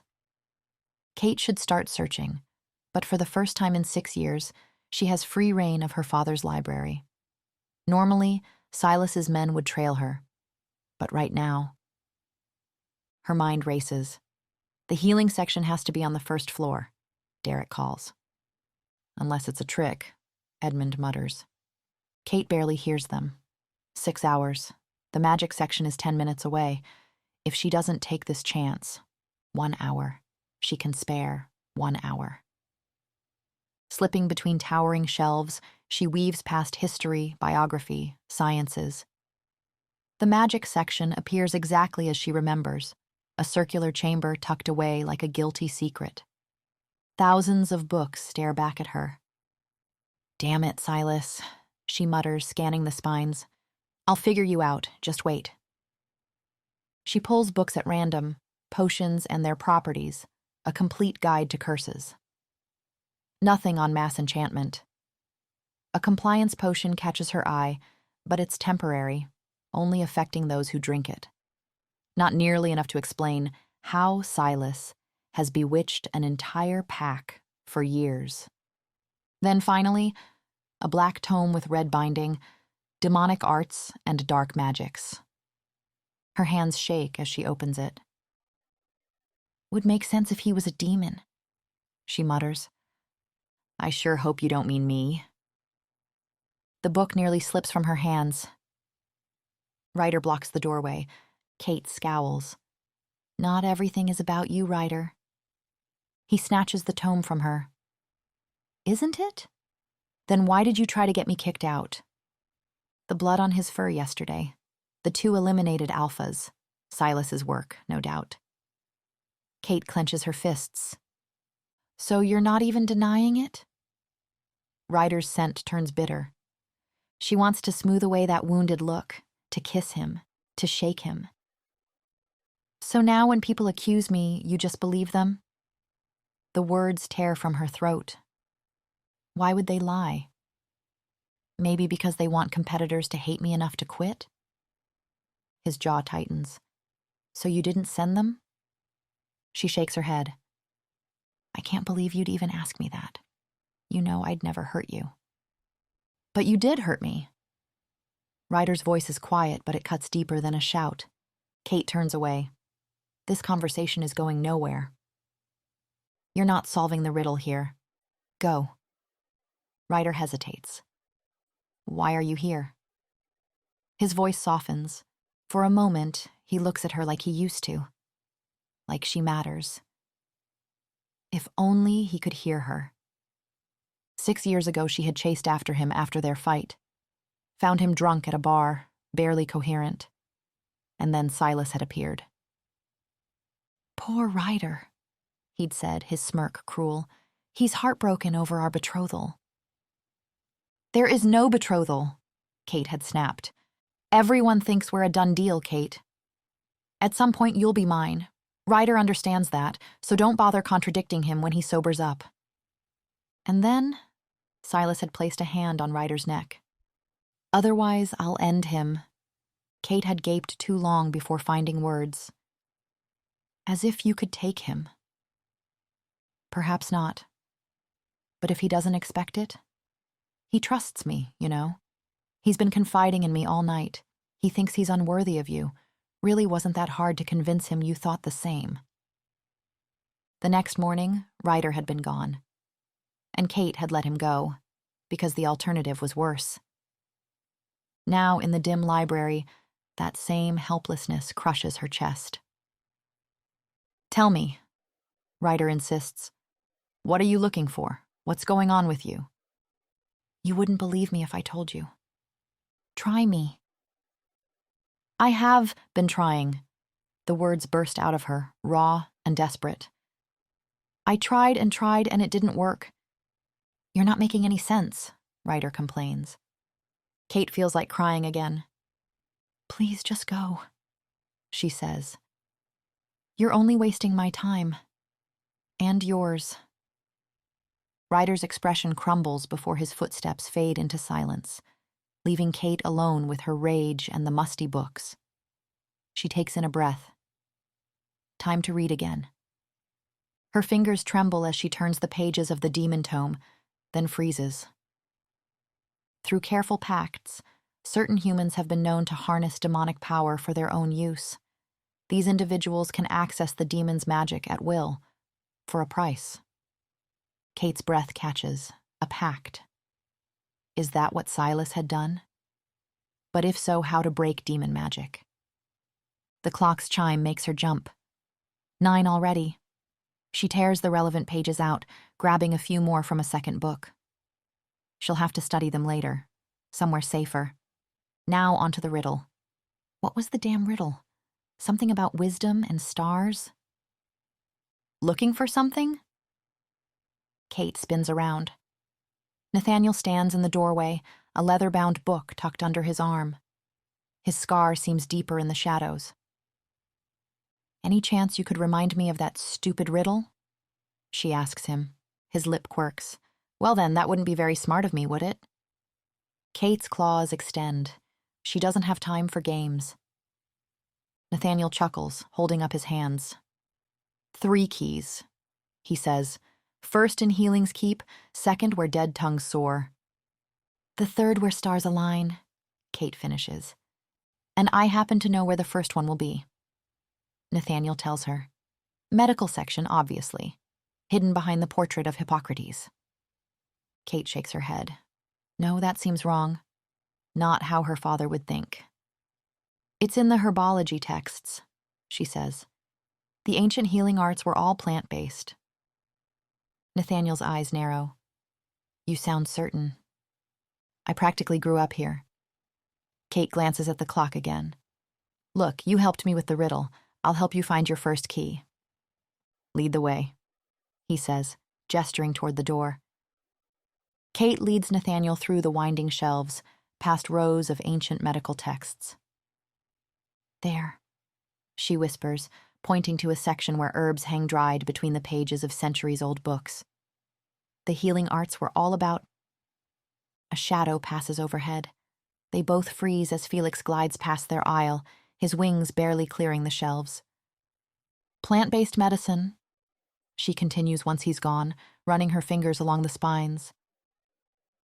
The ancient healers believed every cure could be found in nature. Nathaniel watches her with quiet intensity. You really did grow up here. My mother used to... Kate starts, then stiffens. Magnus's frustrated growl echoes through the library, followed by the sound of books hitting the floor. They work in silence after that, checking hollow books and loose bricks until Kate's fingers catch on something behind an old volume of medicinal flora. 2 keys, small and bronze, with intricate leaf patterns along their shaft. Looks like they're the last left. We make a good team, Nathaniel says as she holds it up to the light. His scarred face breaks into an unexpected smile. Alliance? Kate hesitates, studying him. Why would you want to ally with me? Because you seem to be playing a different game entirely. His eyes flick to the torn pages peeking from her pocket. Second, where dead tongues soar, Nathaniel recites, following Kate through the western wing. Dead tongues must mean dead languages. Then that would be the 3rd floor, Kate says, taking the stairs 2 at a time. They emerge into a circular room where leather-bound volumes line the walls from floor to ceiling. At the center stands a massive reading desk, its surface carved with intricate symbols. Look at these markings. Nathaniel runs his fingers over the desk's edge. They match the spines of those books. He points to a shelf of particularly old texts. Kate nods. It's a classification system. Each symbol represents a different ancient culture. See how they spiral outward? The oldest languages are closest to the center. They split up, Kate taking the inner shelves. The silence is heavy, broken only by the soft sound of books being moved and replaced.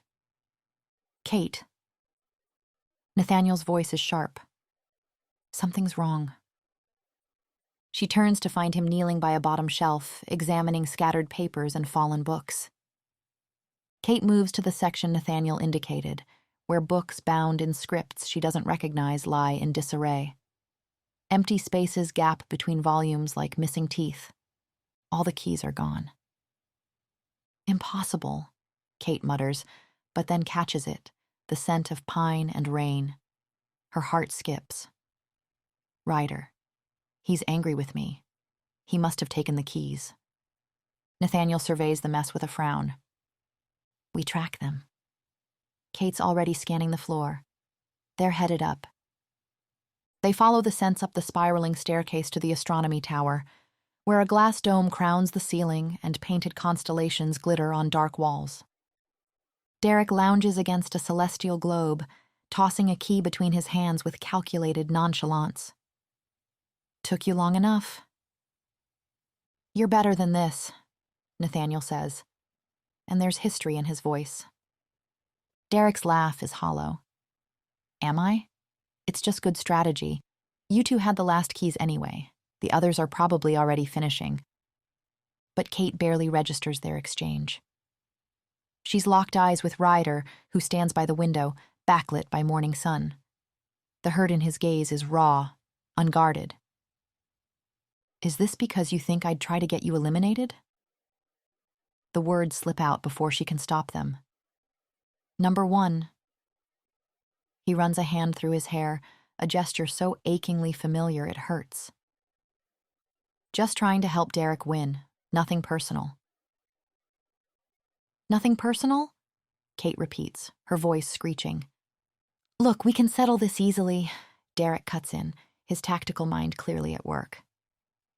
We give you back your keys, but we get head start to the finish line. Kate takes in Ryder's expression, closed of and hurt. She can't tell him the truth, but perhaps she can work to earn back his trust. Fine, she decides, meeting his eyes. Deal. Surprise flickers across Ryder's face at her quick agreement, but there's no time. They descend together, an awkward quartet, just in time to see Magnus storming out the library's main doors. Derek goes first, then Ryder, who drops the keys behind him without looking back, though his hesitation speaks volumes. Kate and Nathaniel stand in the entrance hall, 3 keys each gleaming in their palms. The choice hangs heavy between them. Go, Nathaniel says quietly. I'm withdrawing. Kate stares at him. Why would you? Because winning means mating with you. A startled laugh escapes her. Am I that terrible? Number 1. His smile is gentle, knowing, but I won't mate with a woman who's clearly in love with another man. I'm not in love with Ryder, she says automatically. His eyes crinkle. I never mentioned his name. Heat floods her cheeks as the clock begins to chime. Go, he says, before time runs out. She runs, making it through the doors just as the final bell tolls. Chapter 10. Ryder paces the length of the waiting chamber, each step echoing off stone walls that feel closer with every pass. The massive oak doors ahead remain sealed, concealing whatever fresh hell Jensen has devised for the 5th trial. His wolf prowls restlessly beneath his skin, setting his nerves on edge. You know, Derek drawls, wearing a hole in the floor won't make those doors open any faster. Ryder grunts, not breaking stride. 4 contenders left, Derek continues, his voice carefully casual. Amongst which us. We've actually got a real shot at this now. He pauses, testing the waters. Assuming you're still committed to our arrangement. Of course I am. The response comes automatically, but something in Ryder's chest twinges. Good. The Winter Pack's resources could change everything for you. No more being looked down on by old blood. Ryder's jaw clenches. I know what's at stake. Do you? Derek's tone stays light, but there's steel underneath. Because lately you seem distracted. I'm focused, Ryder snaps. Though his mind spins with fragments of the past 2 trials, each memory cutting deeper than the last. Trial 3, 2 days ago, hadn't been that bad. They'd been thrown into an arena, the sand already stained with sweat and blood. The task had been simple. Fight and stay conscious until the bell. They'd circled each other like predators. Magnus rolling his shoulders, Felix on the defensive, Edmund smirking at Ryder. I've been waiting for this, Edmund had drawled. Time to put the half-breed in his place. Ryder's wolf had surged forward, answering with a low growl that vibrated through the sand. Really? Derek had cut in, unimpressed. Are we wasting energy fighting each other like idiots? They'd all turned to him. Think about it, Derek had continued. We only need to take out one person. Why not work together, finish this fast, then grab a drink? Edmund had sneered. Excellent point. I vote we take out the half-breed. Oh, for crying out loud, Kate had snapped. If anyone needs taking down, it's you. Magnus had hesitated. I don't know. The pureblood has a point.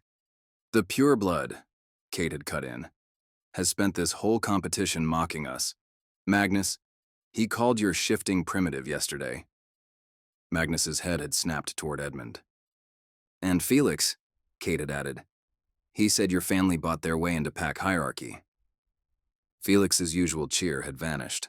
Later, as healers dragged Edmund's unconscious form away, Ryder had caught Kate watching him with an unreadable expression. She'd defended him, and in the second trial, she'd let him get away with taking her key. Why? He'd wanted to shake answers out of her, but instead, he'd walked away, her defense burning in his chest like whiskey. Then came trial 4. This artifact amplifies aggression, Jensen had said, placing a pulsing red crystal in the center of the circular room. Your task, do not shift for 6 hours. Good luck. For a second, Ryder had felt confident. Then the crystal had activated. It hit immediately, the maddening buzz under their skin, their wolves clawing to break free. The room had grown thick with tension, the air electric. Sweat had beaded on Kate's collarbone, drawing Ryder's gaze like a magnet. She'd stationed herself far from him, yet he felt every breath, every twitch. She kept biting her lower lip raw. His wolf had stirred, wanting to chase that hint of blood with his tongue. Keep it in your pants, lover boy, Derek had muttered, hands trembling with restraint. But Ryder had barely heard him. The crystal stripped away everything but instinct, and suddenly all he could think about was Kate. Then she'd met his eyes, pupils blown wide with the same desperate hunger. A soft sound, half growl, half whimper, escaped her throat, and his control had nearly snapped. Just say it, he'd demanded, stalking toward her. Whatever you're holding back, Kate. Just say it. I can't, she'd whispered, her voice barely audible over their ragged breathing. Her tongue had flicked out to wet her lips. His wolf had howled. For fuck's sake, just kiss already. Felix had groaned from the background. The crystal had pulsed harder. Derek's shoulders had tightened. Magnus had started growling, his eyes flickering gold. Can't or won't, Ryder had rasped, stepping closer. God, she'd smelled so good. Both. Her voice had cracked. She'd pressed her palms against her eyes, chest rising and falling too fast. God, I miss you so much it hurts. The confession had hit him like a blow. He'd stepped forward, the need to touch her overwhelming. Then a strangled gasp had shattered the moment. No, no, no, Felix had muttered, his usual composure fracturing. His form had flickered between human and bird. I can handle this. I can... Too late. With a screech that made them all wince, Felix had lost the battle. He'd taken panicked flight around the chamber, dive-bombing overhead. They'd all scrambled away as he whipped past, Ryder catching one last breath of Kate's scent. Wild, wanting, his. Before Jensen and Silas had burst in to restore order. Now, waiting for the 5th trial, Ryder's thoughts spiral. Every interaction with Kate leaves him more confused. She defends him one moment, runs the next, says she misses him, yet refuses to explain why she broke it off in the first place. The oak doors creak open. They're ready for you, Alpha Ryder, a guard announces. Derek's hand lands on Ryder's shoulder, grip just tight enough to feel like a warning. Remember what we discussed. Eyes on the prize. Ryder shrugs him off, striding toward the doors. The prize. Right. Except when he tries to picture victory, all he sees is Kate. The oak doors open to reveal a sunroom that seems plucked from a fairy tale. Morning light streams through arched windows, casting golden patterns across a delicate tea service. Ryder. He barely has time to register Bianca rising from the table before she's launching herself into his arms. It's so good to see you, she exclaims. Jensen clears his throat, attempting to look stern and official. The 5th trial will test your suitability as a mate. You must convince my daughter Bianca that you would be. He breaks off, his composure cracking. My boy, you've done so well for yourself. Did you hear about how he started his own pack, Bianca? Brilliant tactical thinking, just like I taught him. Daddy. Bianca's eye roll is audible. This is supposed to be my trial. Right. Jensen straightens, then immediately ruins it by clasping Ryder's shoulder. But he really is doing remarkably well, isn't he? Door, Bianca points firmly. Going. Jensen backs away, still beaming. Bianca shakes her head fondly before taking Ryder's hand and pulling him to the table. Sit. You look like you're about to face execution instead of having tea with your favorite sister. Ryder settles into the dainty chair. This is the trial? Mm-hmm. She pours tea with practiced grace. The goal is to convince me you're good enough for Kate. Though honestly, her eyes twinkle. You passed years ago. Scone? Wait. He frowns.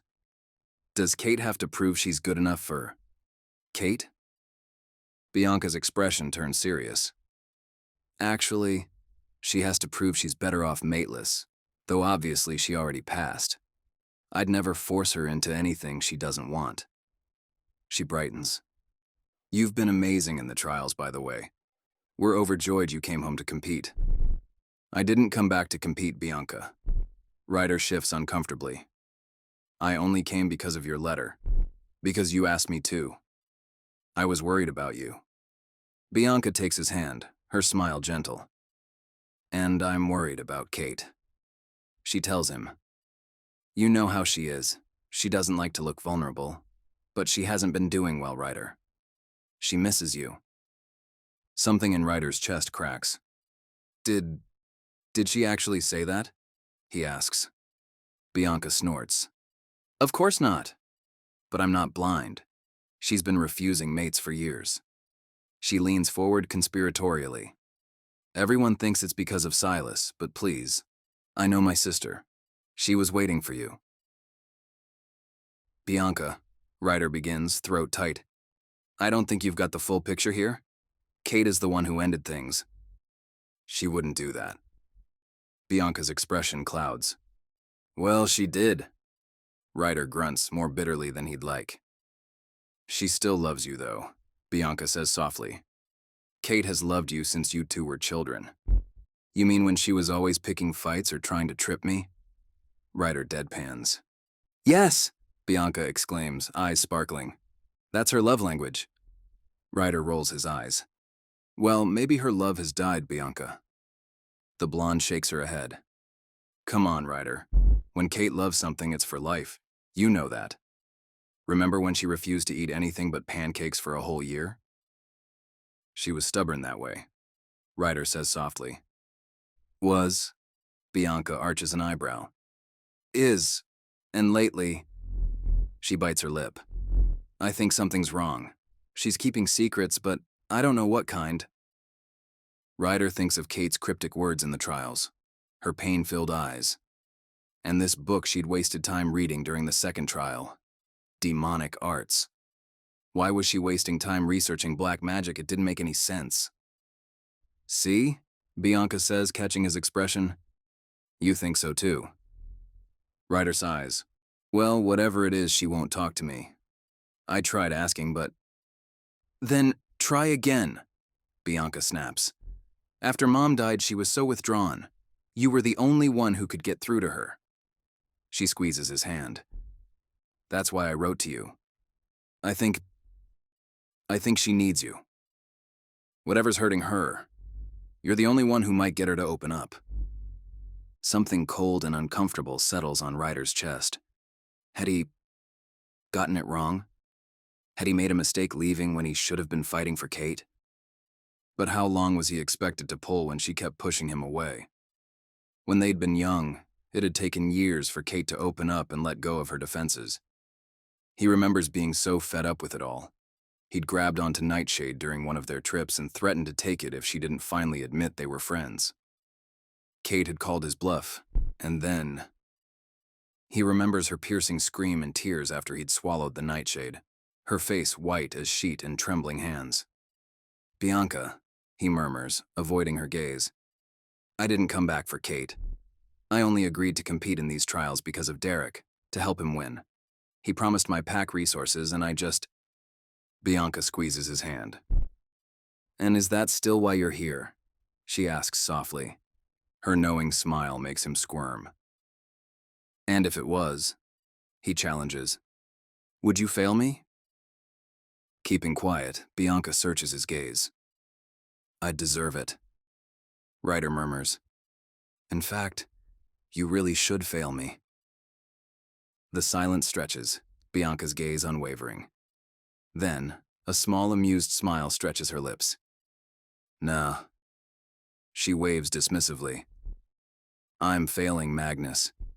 He came in here spouting nonsense about women being too emotional to run trials. Can you imagine him with Kate? She'd remove his favorite parts within a week. A startled laugh escapes Ryder. I'm rooting for you, Ryder. Her eyes soften. I can tell you make my sister happy. I hope you realize it too. Chapter 11. You're being ridiculous. Bianca's words echo in Kate's mind as she follows the guards down the torchlit corridor. Ryder came back for you. Why else would he be here? Kate's wolf paces restlessly beneath her skin, agitated by her sister's well-meaning but impossible suggestions. If only Bianca knew. If only Kate could tell her that, yes, of course she wants Ryder back so badly it physically hurts. But that having him means condemning Bianca to Silas. Her eyes drift to Ryder's broad shoulders ahead of her. Even now, after everything, just looking at him makes her chest ache. He still loves you, Bianca had insisted. Anyone with eyes can see it. Anyone with eyes clearly needs their vision checked. Kate's seen how Ryder looks at her now, cold, angry, betrayed. Get it together, she scolds herself. She has a pack to win, a sister to protect. She can't afford to moon over Ryder like some lovesick teenager, especially when he's made it clear he's only here to help Derek claim her territory. The guards stop before a set of heavy iron doors. Kate squares her shoulders, forcing thoughts of Ryder aside. Whatever this sixth trial brings, she needs to focus. She needs to win. Her father appears, expression unreadable, and Kate's wolf bristles. The sixth trial, he intones, will test your... He pushes the doors open with unusual haste, and Kate's prepared retort dies in her throat. Instead of another arena or deadly challenge, a cozy dining room awaits them. The table gleams with silver and crystal, steaming dishes sending mouth-watering aromas into the air. A fire crackles in an ornate hearth, its warmth beckoning like an embrace. Her wolf's hackles rise immediately. After years of Silas's manipulations, Kate knows better than to trust anything that seems too perfect. Sit, eat, her father commands, gesturing to the clock above the mantel. When it strikes 12, leave the room. Last one out is eliminated. He backs away with strange urgency, pulling the doors closed behind him. The three of them stand frozen, assessing. This has to be a trap, Ryder says, circling the table with careful steps. His fingers trail over a chair back, testing for triggers or spells. Maybe the room's an illusion? Kate suggests, though the fire's warmth feels real enough on her skin. It's a soft, languid warmth, real, but not scorching. Perfect.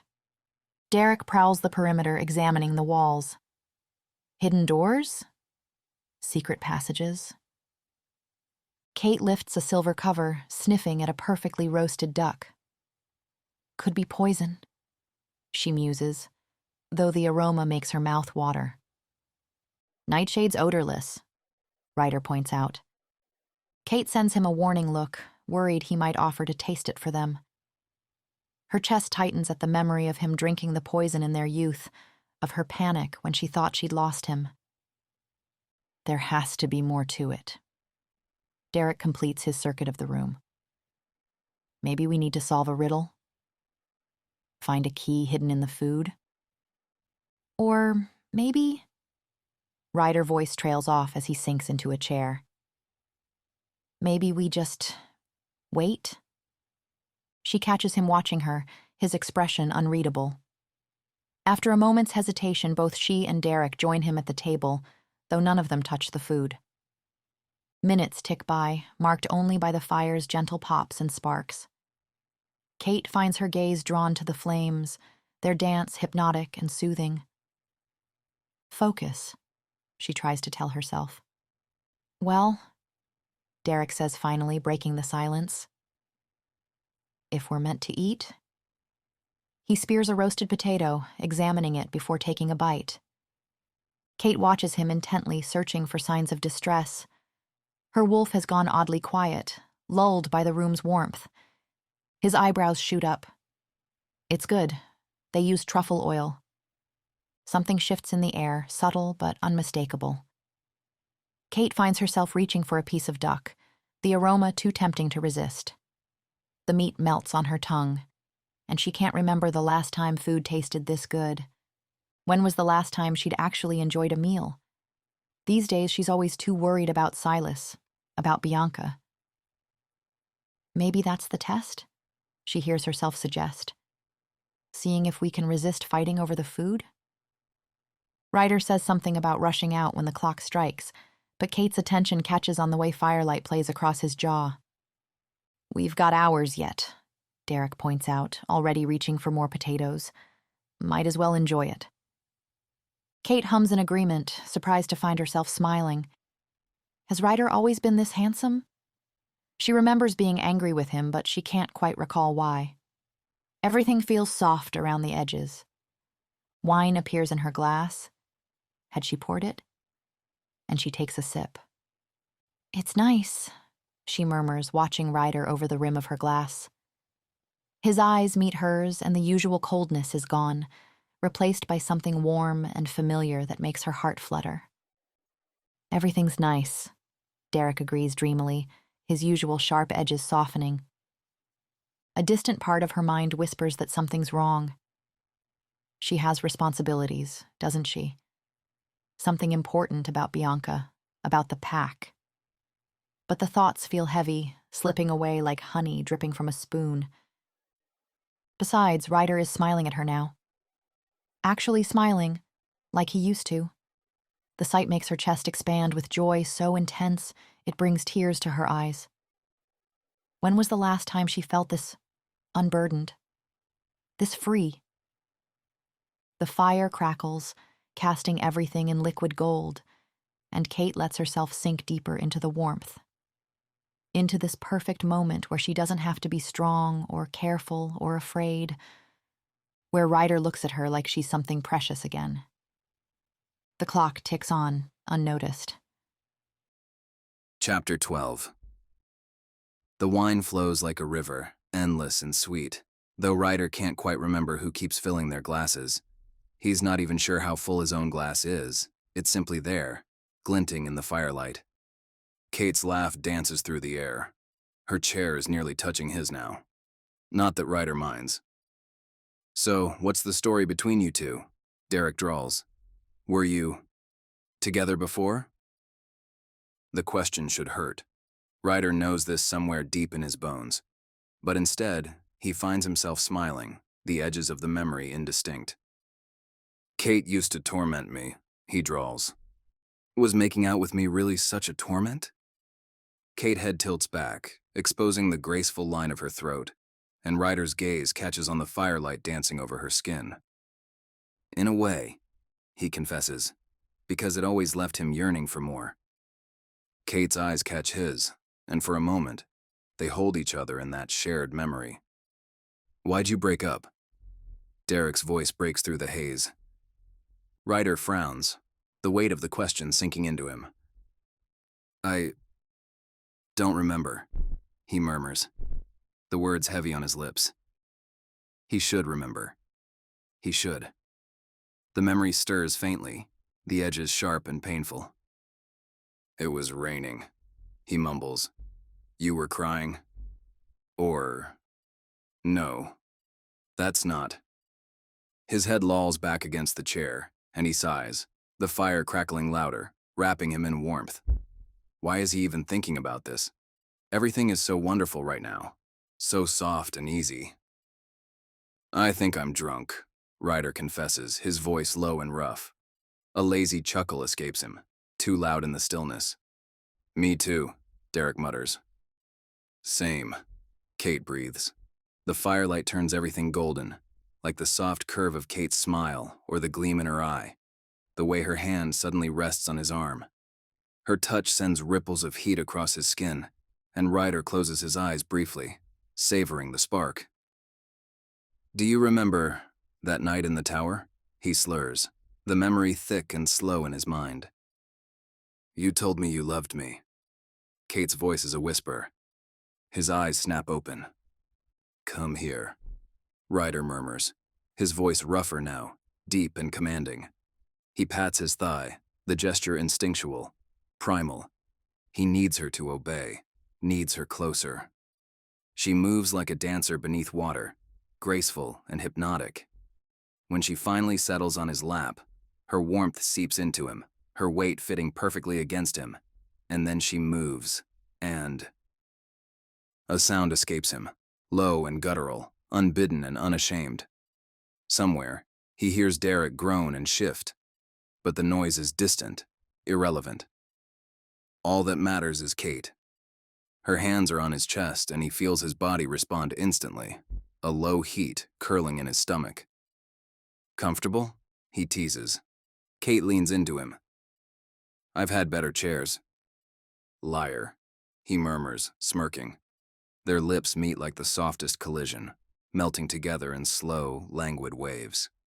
Kate tastes like wine and something sweeter, something that sinks into his veins. A small, perfect sigh escapes her lips, scattering his thoughts. Stay. Ryder breathes against her lips, though he doesn't know why she'd leave. The kiss deepens, their mouths moving in an unhurried rhythm. Somewhere in the distance, a clock ticks. It doesn't matter. Nothing matters but this. Kate's weight in his lap, her soft sighs against his mouth, the way she moves against him. It's better than any dream. Somewhere, someone makes a pained sound. The scent of blood drifts through the golden haze, but Kate's fingers are in his hair and...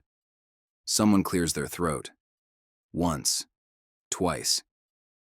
Then suddenly Kate's warmth disappears as Derek lifts her bodily off his lap.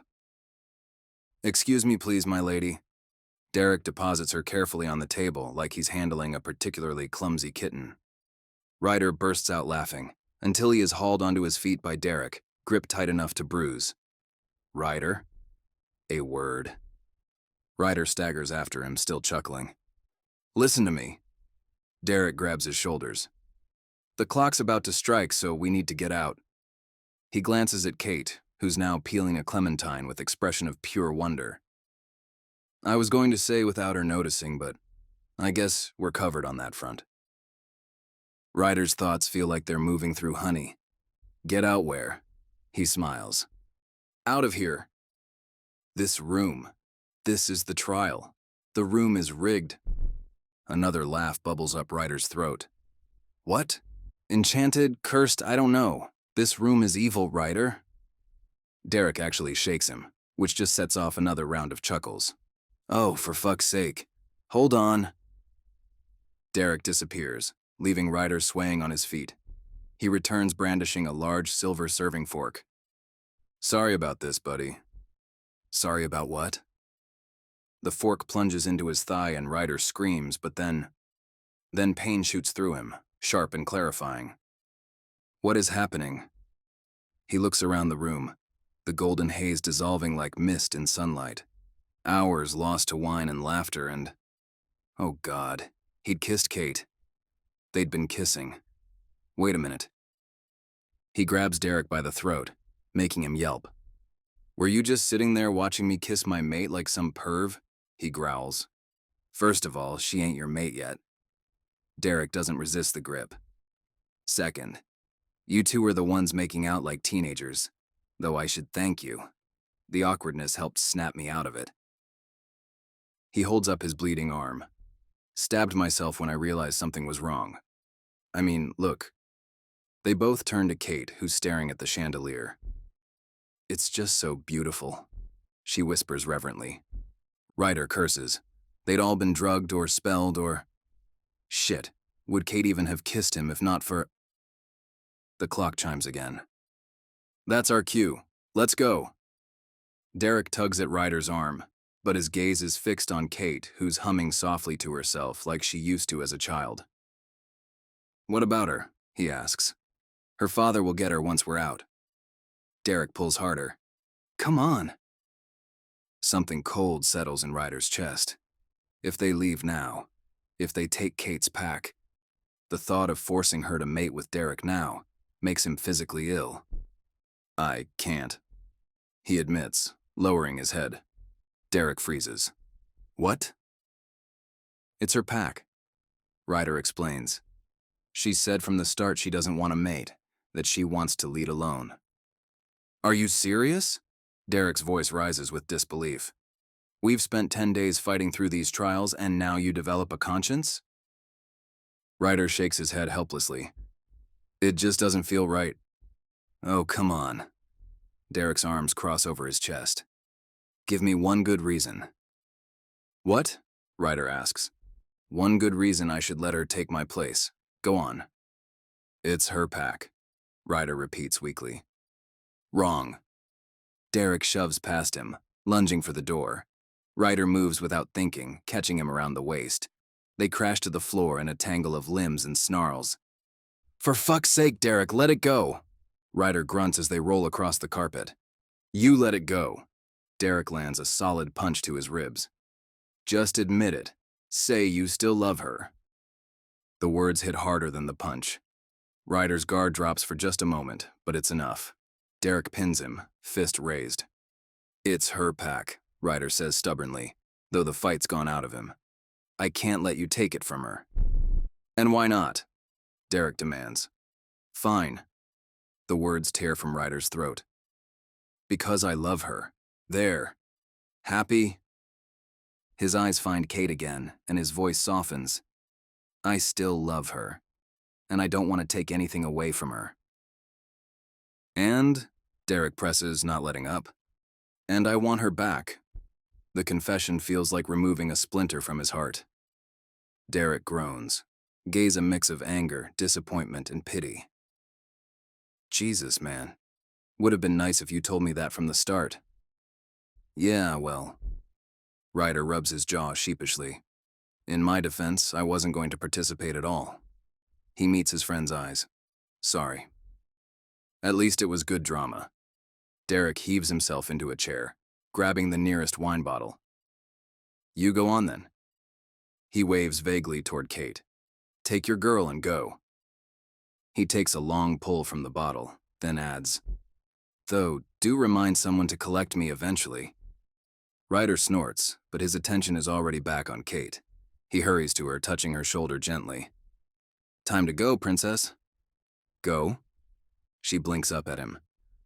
Why would we go anywhere? He tries to help her stand, but she resists, curling further into her chair. I want to stay here with you.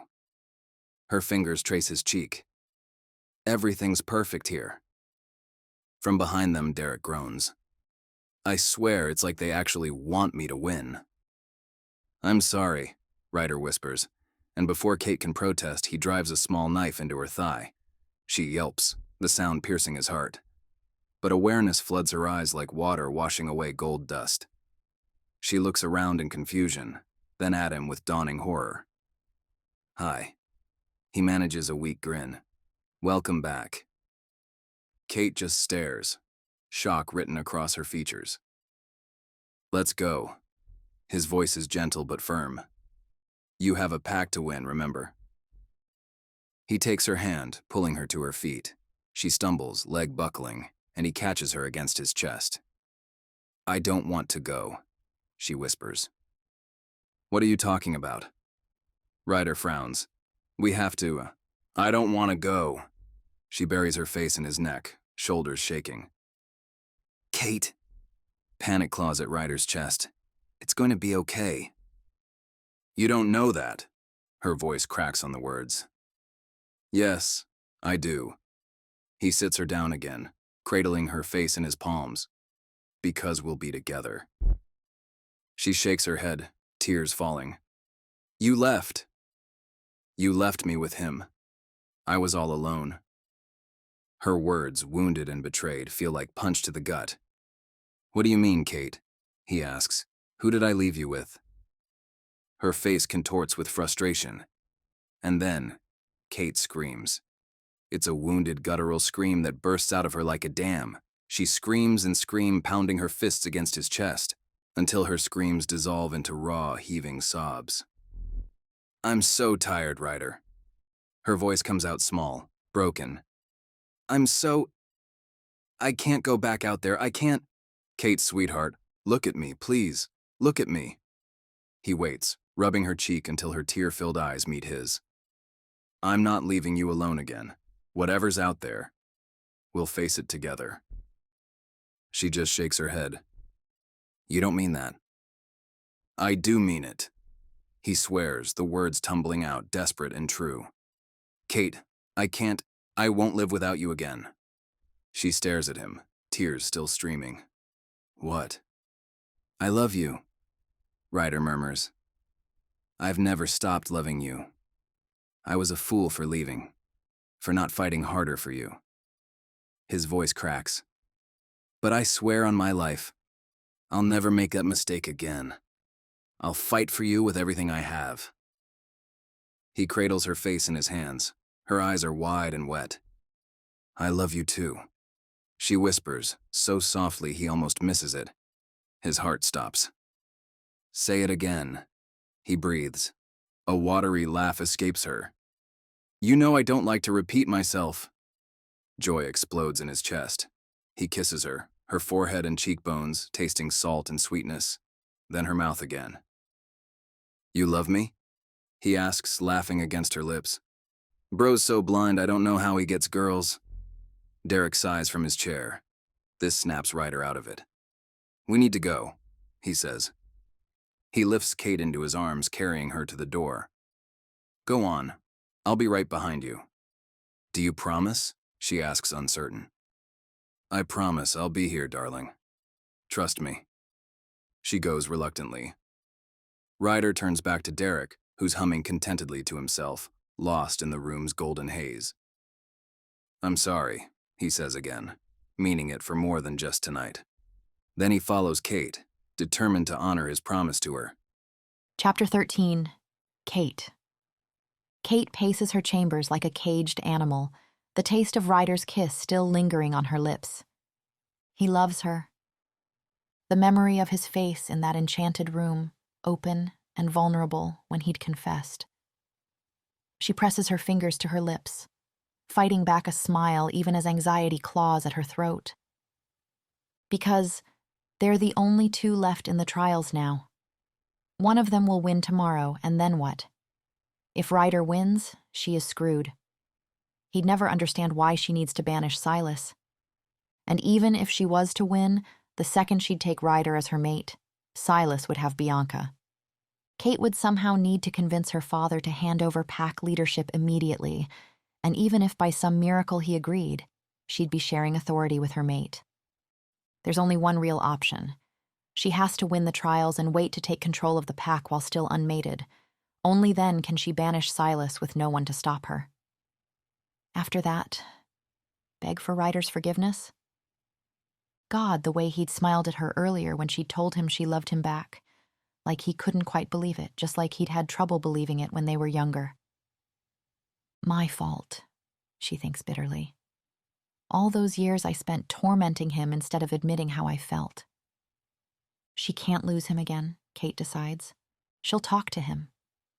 She'll convince him to forfeit, to let her have the pack, and to leave for a time, but only for a time, until they can truly be together. It's a terrible plan, but it's the only one she has. Glancing at the window, Kate grimaces. Getting to the guest wing won't be easy. Silas's guards are everywhere. But what's a little midnight parkour compared to losing Ryder forever? She slips out her window with practiced ease, bare feet finding familiar holds in the ancient stone. Moonlight bathes the grounds in silver, and Kate sticks to the shadows, timing her movements between guard rotations. The guest wing looms ahead, its windows dark except for one room where a guard dozes in his chair. Kate counts his breaths, waiting until they even out completely before darting past. Inside, she follows Ryder's scent through hushed corridors, the trail growing stronger with each step, leading her straight to his door. Her heart pounds as she eases it open. The room is awash in moonlight, and there, sprawled across silk sheets, one arm thrown carelessly above his head, is Ryder, features softened in sleep. Her wolf practically purrs at the sight. Mine, something primal in her whispers. His hair is tousled, falling across his forehead in that way that always made her fingers itch to brush it back. "Ryder," she whispers, letting her hand trail down to cup his cheek. He doesn't stir. Smiling, she leans down to press a kiss to his forehead. "Wake up, Ryder." Nothing. Not even a flutter of eyelashes. Her smile drops. "Ryder?" She squeezes his shoulder gently, then less gently. "Ryder, come on." A soft sigh escapes his lips, but his features remain lax, and something cold settles in Kate's stomach. She shakes him harder. His head lolls to the side, utterly limp, but he sleeps on, beautiful and still as death. Panic claws up her throat. "Ryder, please, wake up." She pats his cheeks, desperation building. "It's no use," a voice whispers from the darkness. "He won't hear you." The words seem to drop the temperature in the room by 10 degrees. Kate's spine stiffens as Silas materializes from the shadows. She places herself between him and Ryder's unconscious form, her wolf snarling beneath her skin. "What did you do to him?" Her mind races with possibilities, each worse than the last. "Relax. I only gave him a sedative." Silas laughs. "Well, a lot of sedatives. Like, a lot. Hopefully, he wakes up tomorrow." Kate lunges with a snarl, but Silas dances back, still laughing. "Doesn't this remind you of that night?" He circles them like a shark. 6 years ago, when you wanted to speak to him in that bar, remember? What did I tell you then, Kate?" His expression shifts, angelic features turning somber. "I told you to let him go. Yet what do? The second he shows up, you're making eyes at him." "What do you care?" Kate's voice rises hysterically. "You've been wanting me to mate since you set your eyes on Bianca. Not when that might mean losing this pack." The mask slips completely as Silas snarls, eyes wild with righteous fury. "I worked too hard to lose everything now because of your father's flighty fancies. A trial. Ridiculous." His perfect smile returns so quickly it's unsettling. "And besides, Kate, I told you, it's you I want by my side, not your sister. So I've had a great idea." Kate steps back. "What's that?" "I'll be declaring my love for you tomorrow, before the last trial." His voice turns silky. "Beg your father for a chance to prove myself and participate. You know he'll agree. For some reason, everyone always agrees with me. Haven't you noticed?" He moves closer until she can feel his breath on her face. "And don't you dare try to elope with your half-breed bastard." The words end in a roar as he shoves her aside to approach Ryder's helpless form. Kate lunges forward with a scream. "Don't touch him!" "I warned you." Silas's snarl is all predator. "I warned you to stay away or I'd end him. It wouldn't even be hard." He waves at Ryder's limp body like he's presenting evidence. His hand shoots out, wrapping around her throat. "Tomorrow, I will compete for your hand and win, and you and I will be mates. Or believe me, Kate, I won't just kill Ryder. I'll kill Bianca and your father, and nobody will stop me." His grip tightens. "Are we clear?" Kate meets his manic gaze, refusing to flinch even as spots dance at the edges of her vision. "I said, are we clear, Katrina?" "Yes." She spits the word like poison, her glare promising future violence. "Good." He releases her and she sinks to her knees, gasping. His perfect smile is back in place as he straightens his jacket. "I'll see you at the trials. Enjoy dear Ryder while you still can." He pauses at the door. Tomorrow he goes back to his pack and you never see him again. The door closes with a soft click that sounds like a death knell. Kate sinks to her knees beside Ryder's bed, her mind spinning in useless circles. Is this really it? After everything, will she have to mate with that monster? Let Ryder go? She takes his limp hand in hers, pressing it to her cheek. His skin is warm, alive, and she fights back a sob. If only she'd had more time to find some way to break Silas's curse. She'd do anything for some way to keep Ryder by her side. Rising on shaky legs, Kate moves toward the bathroom in a daze. Maybe if she could splash some water on his face. It's a desperate thought, but she's beyond caring. Her mind races with increasingly impossible hopes as she reaches for the door handle. The door swings open and Kate steps through, a space that's definitely not the bathroom. She's standing in what appears to be an ancient bookshop, though she could have sworn it was the middle of the night moments ago. Now the light of dawn streams through dusty windows. Ryder? Kate turns, but the bedroom has vanished. Through the shop's windows, she sees only an unfamiliar cobbled street, buildings that have no business existing on her father's estate. Towering shelves create a maze around her, books crammed into every available space from floor to ceiling.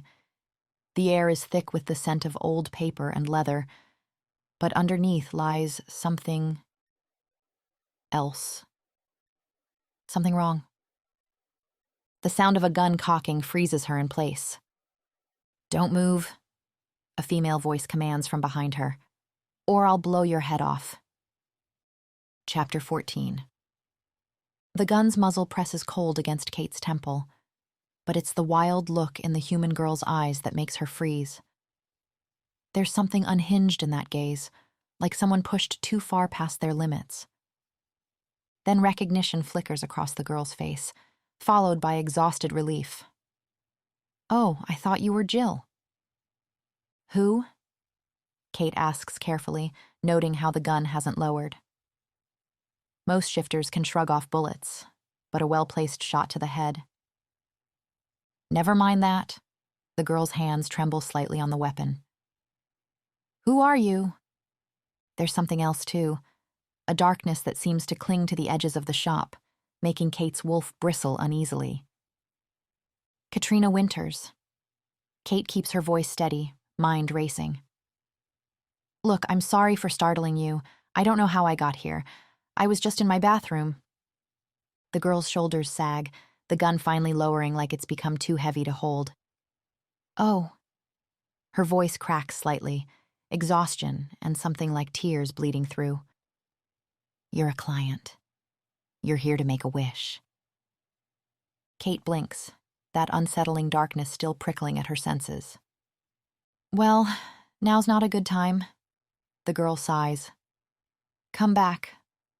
I don't know, next week, a month, ideally." Kate frowns. The wrongness in the air here, the way shadows seem to writhe at the corners of her vision, it reminds her of a passages from the demon tome, how shifters tended to feel dark magic, recoil from it on instinct like they would poison. "Are you a demon?" she asks carefully. The girl startles.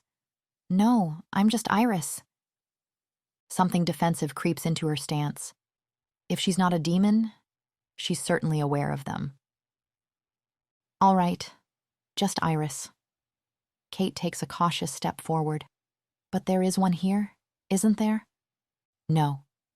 Iris's response comes too quick, too sharp. Kate's mind races back to the book. Demon pacts granted limitless power, and Iris had mentioned something about wishes. "Why did you assume I was a client?" Iris's gaze darts behind her. She's hiding something. Or someone. "You wouldn't have been transported here if you weren't a potential client," Iris explains, like the words are being dragged out of her. "If you didn't have a wish to make, magic brought me here?" "Yes." This time when Iris glances over her shoulder, Kate focuses her enhanced senses. Beyond the door at the back of the shop, she picks up labored breathing that sounds distinctly unwell. "Is there someone here with you?" "Go away." Iris steps back, placing herself between Kate and the door, and something in her protective stance strikes a chord. It's exactly how Kate stood between Silas and Ryder just minutes ago. Kate could walk away, should walk away.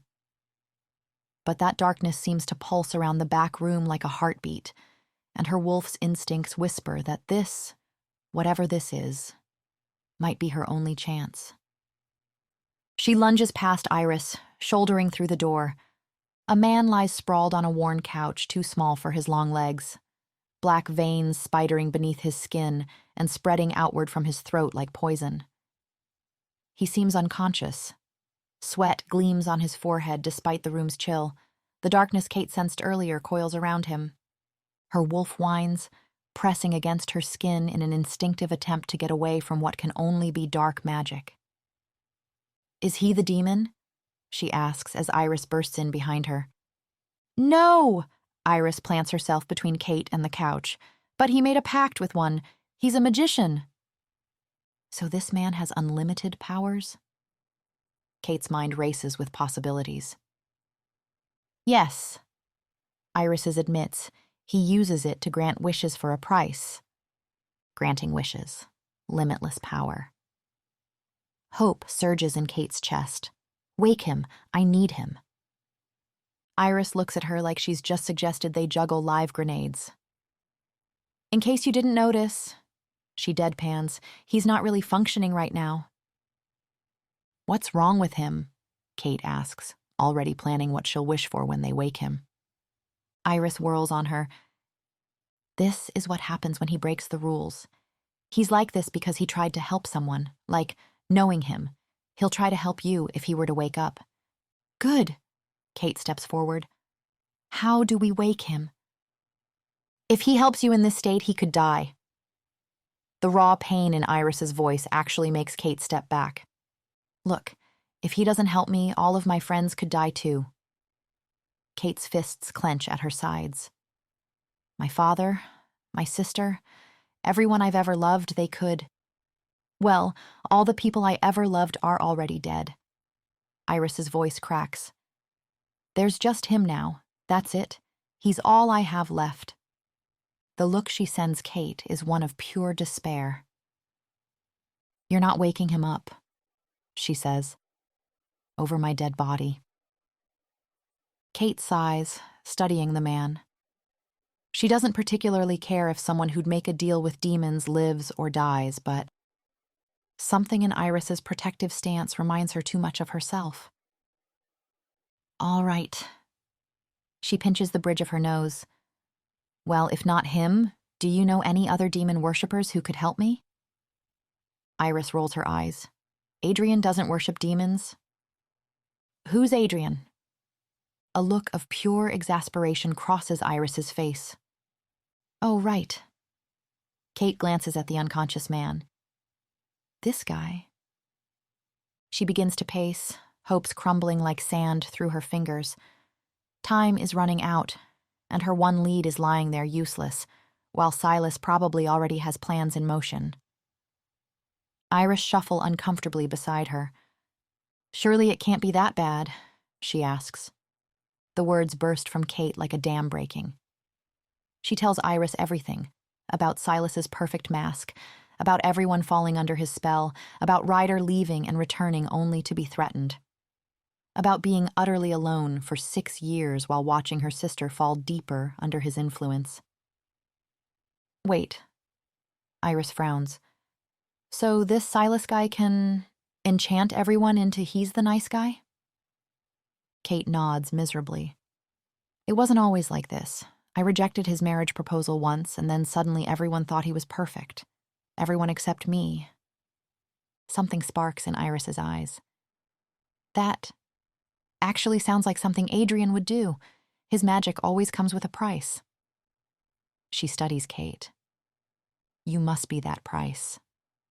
"What?" "Think about it. You rejected him, then suddenly everyone adores him?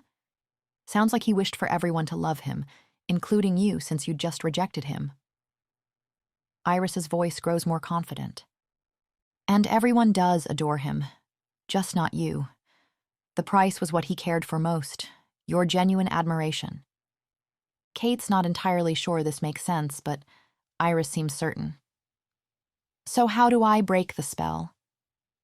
"Adrian couldn't annul a wish he made, though he might be able to grant you a wish around it." Iris grimaces. "But that would be breaking the rules. and making him sicker. Kate glances at Adrian's unconscious form. Iris closes her eyes, muttering to herself, Think. What would Adrian do? Are you sure we can't wake? No. Iris's glare could melt steel. Then she brightens. Okay. Your Silas sounds like a manipulative asshole. Adrian doesn't like manipulative assholes. The guy who made a pact with an actual demon doesn't like manipulative assholes? Not helping. Iris huffs. He doesn't actually want to grant wishes, you know. He just has to, even when he's against it. So the last time a shady guy made a wish like this, he added a sort of insurance policy. Meaning? Meaning the magic is conditional, tied to Silas's existence. At Kate's blank look, Iris throws up her hands. Basically, you kill him and the curse lifts. Kate sighs. Kill him? If only it were that easy. Silas is paranoid, protected, surrounded by devoted followers. People get desperate when you dangle what they want most in front of them, Iris observes. Meaning? Meaning Silas wants you to adore him like everyone else, right? A calculating look enters Iris's eyes. If I were you, I'd use this. Kate's mind races. What if she convinced Silas she'd fallen under his spell? He won't simply believe it. He's paranoid, not stupid. Maybe if Adrian could appear and make him think. Assuming he's the one who granted Silas's wish in the first place. Iris interrupts defensively. Then she glances at Adrian and sighs. Though yeah, knowing him probably. Could you help? Kate asks. You're his assistant. I've never even seen Silas. My being there wouldn't mean anything to him. But Iris's expression turns thoughtful, then slightly wicked.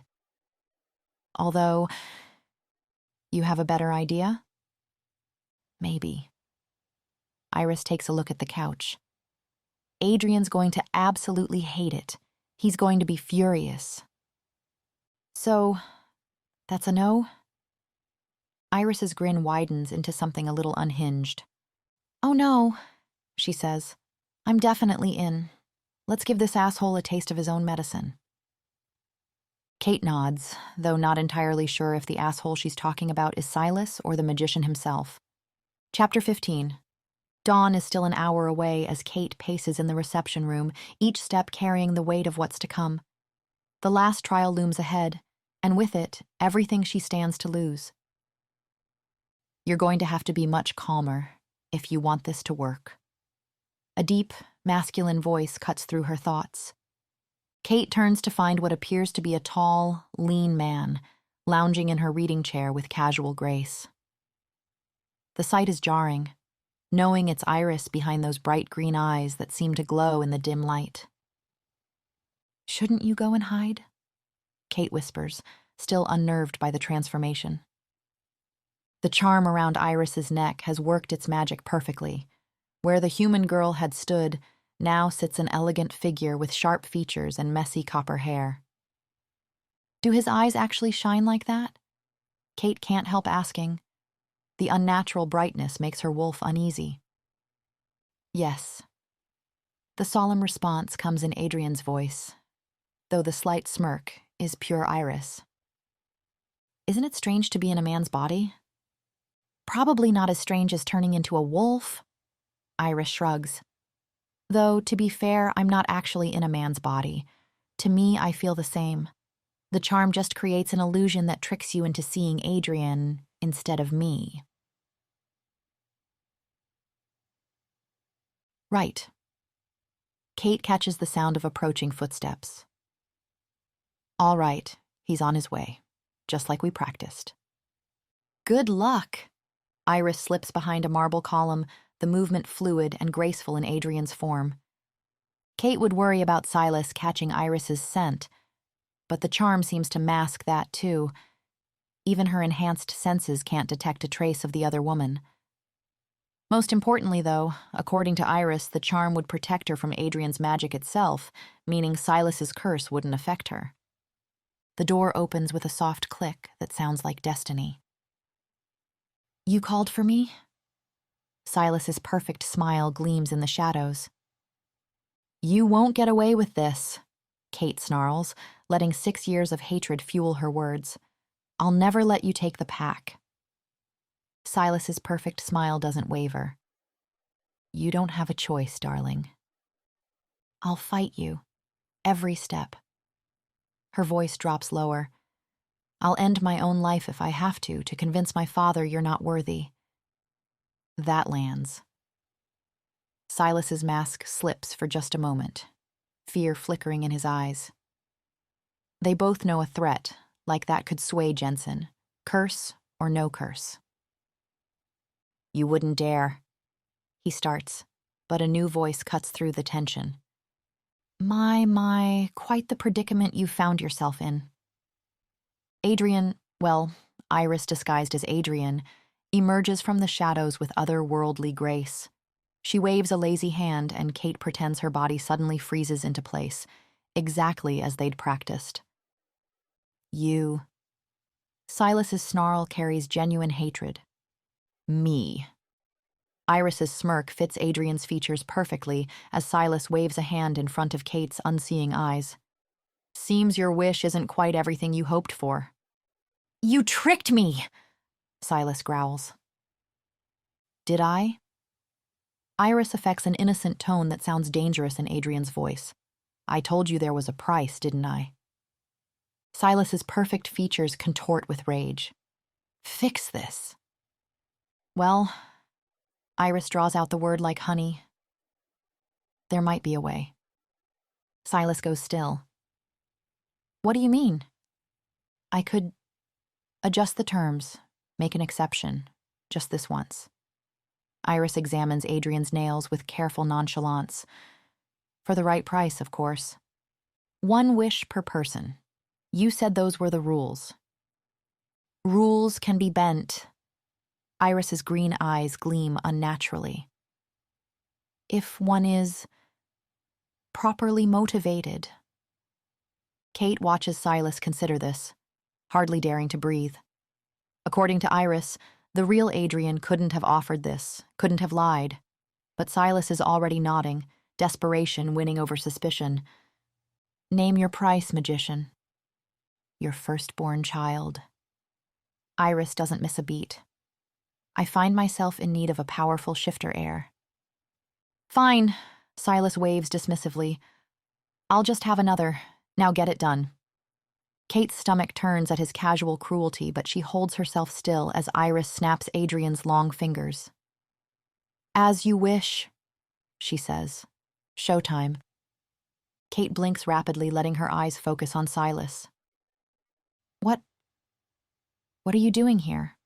She asks, making sure to sound breathless and awed. Silas smirks.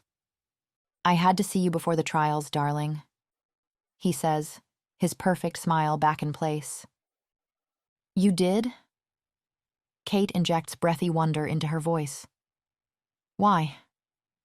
Because I'm going to compete for your hand, Kate, darling.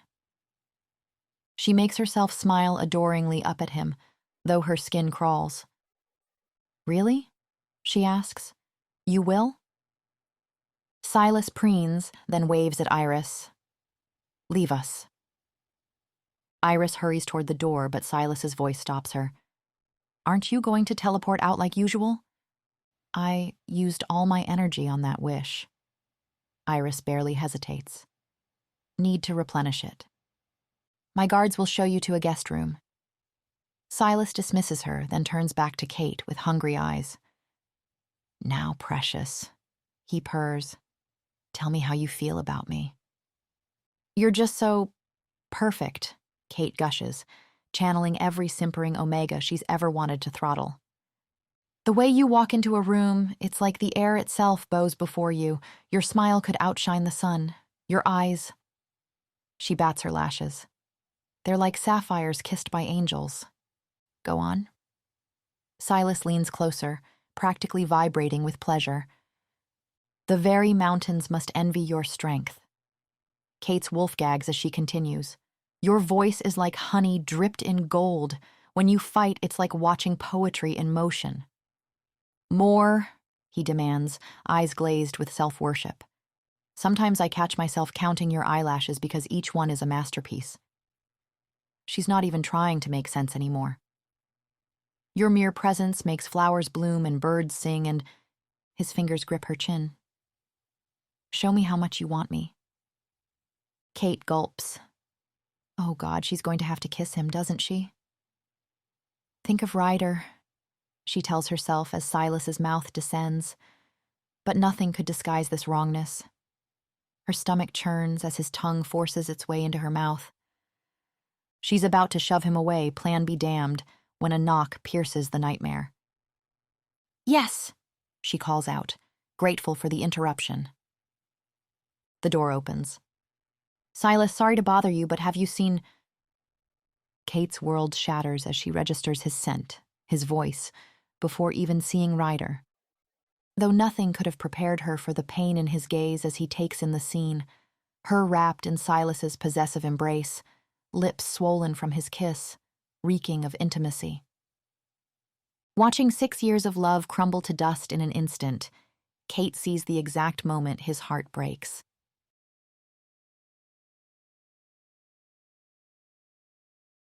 Chapter 16. Ryder. Consciousness returns to Ryder like swimming through honey, slow and thick. His limbs feel impossibly heavy, his eyelids resisting. Something nags at the edges of his foggy mind. A scent, familiar and beloved, tinged with distress. Kate.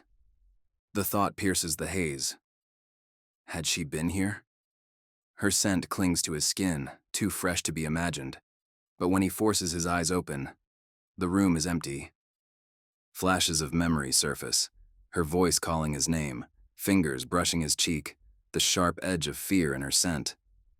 But that can't be right. He'd have woken if she'd been here. Groaning, Ryder pushes himself upright, his head swimming with the motion. His thoughts are oddly disconnected, yet one memory breaks through with crystal clarity. Kate's voice in the enchanted room, soft and sure. I love you too. She loves him, he thinks. After 6 years of hurt and confusion, after everything they've endured, Kate Winters still loves him. Joy surges, unstoppable, and soon Ryder's laughing in sheer relief. They'd been too young the first time, but now they could get it right. Build something real. The thought energizes him as he stumbles into the shower, plans taking shape. They could combine packs, or he could relocate his operations here and... Oh, who even cares about stupid plans? Soon he'll be holding his mate properly, without enchantments or trials between them. They have all the time in the world. Fuck. He loves her so much it's ridiculous. And she loves him back. Him. Ryder's good mood carries him through dressing, though a question lingers. If Kate been in his room, why hadn't she woken him? The halls are quiet as he searches for her. She's not in the usual meeting spots, not with Bianca. His wolf grows restless, and when passing guard mentions seeing Silas in the East Wing's reception room, Ryder thinks, perfect. Silas will know where she is. Silas has always supported them, even back when. Ryder frowns. Something about Silas feels important, but the thought slips away as he approaches the reception room door. Voices drift through. Silas, sorry to bother you, but have you seen... Time shatters and rebuilds into something wrong. Kate? His voice sounds strange, distant, as though it belongs to someone else. She meets his eyes, and for a moment, regret flickers across her face. Or is it pity? Kate, his Kate, is wrapped in Silas's embrace, her lips swollen from kisses that weren't his. Ryder, my friend. Silas's voice is gentle, almost apologetic. We should talk. But Ryder can't look away from Kate. What are you doing? He asks, throat impossibly tight. Silas's arm tightens around her, protective and possessive. Tell him, darling, he coaxes. You owe him the truth. The truth? Ryder chokes out, though it burns to speak. Kate's voice is soft, intimate in a way that destroys him. Silas is participating in today's trial because he loves me. I do, Silas says. I thought I'd lost him to Bianca. But he loves me still, Ryder. Kate confesses. And I love him too. I can't deny what's between us. Ryder shakes his head, the ground tilting beneath him. Something's wrong, something off, but he doesn't know what. It doesn't make sense. But Kate, you said... He tries, but his voice cracks like glass. I care about you, Ryder, she says gently, as if it could soften the blow. I always will. But Silas is undeniable. I have to be his. You understand?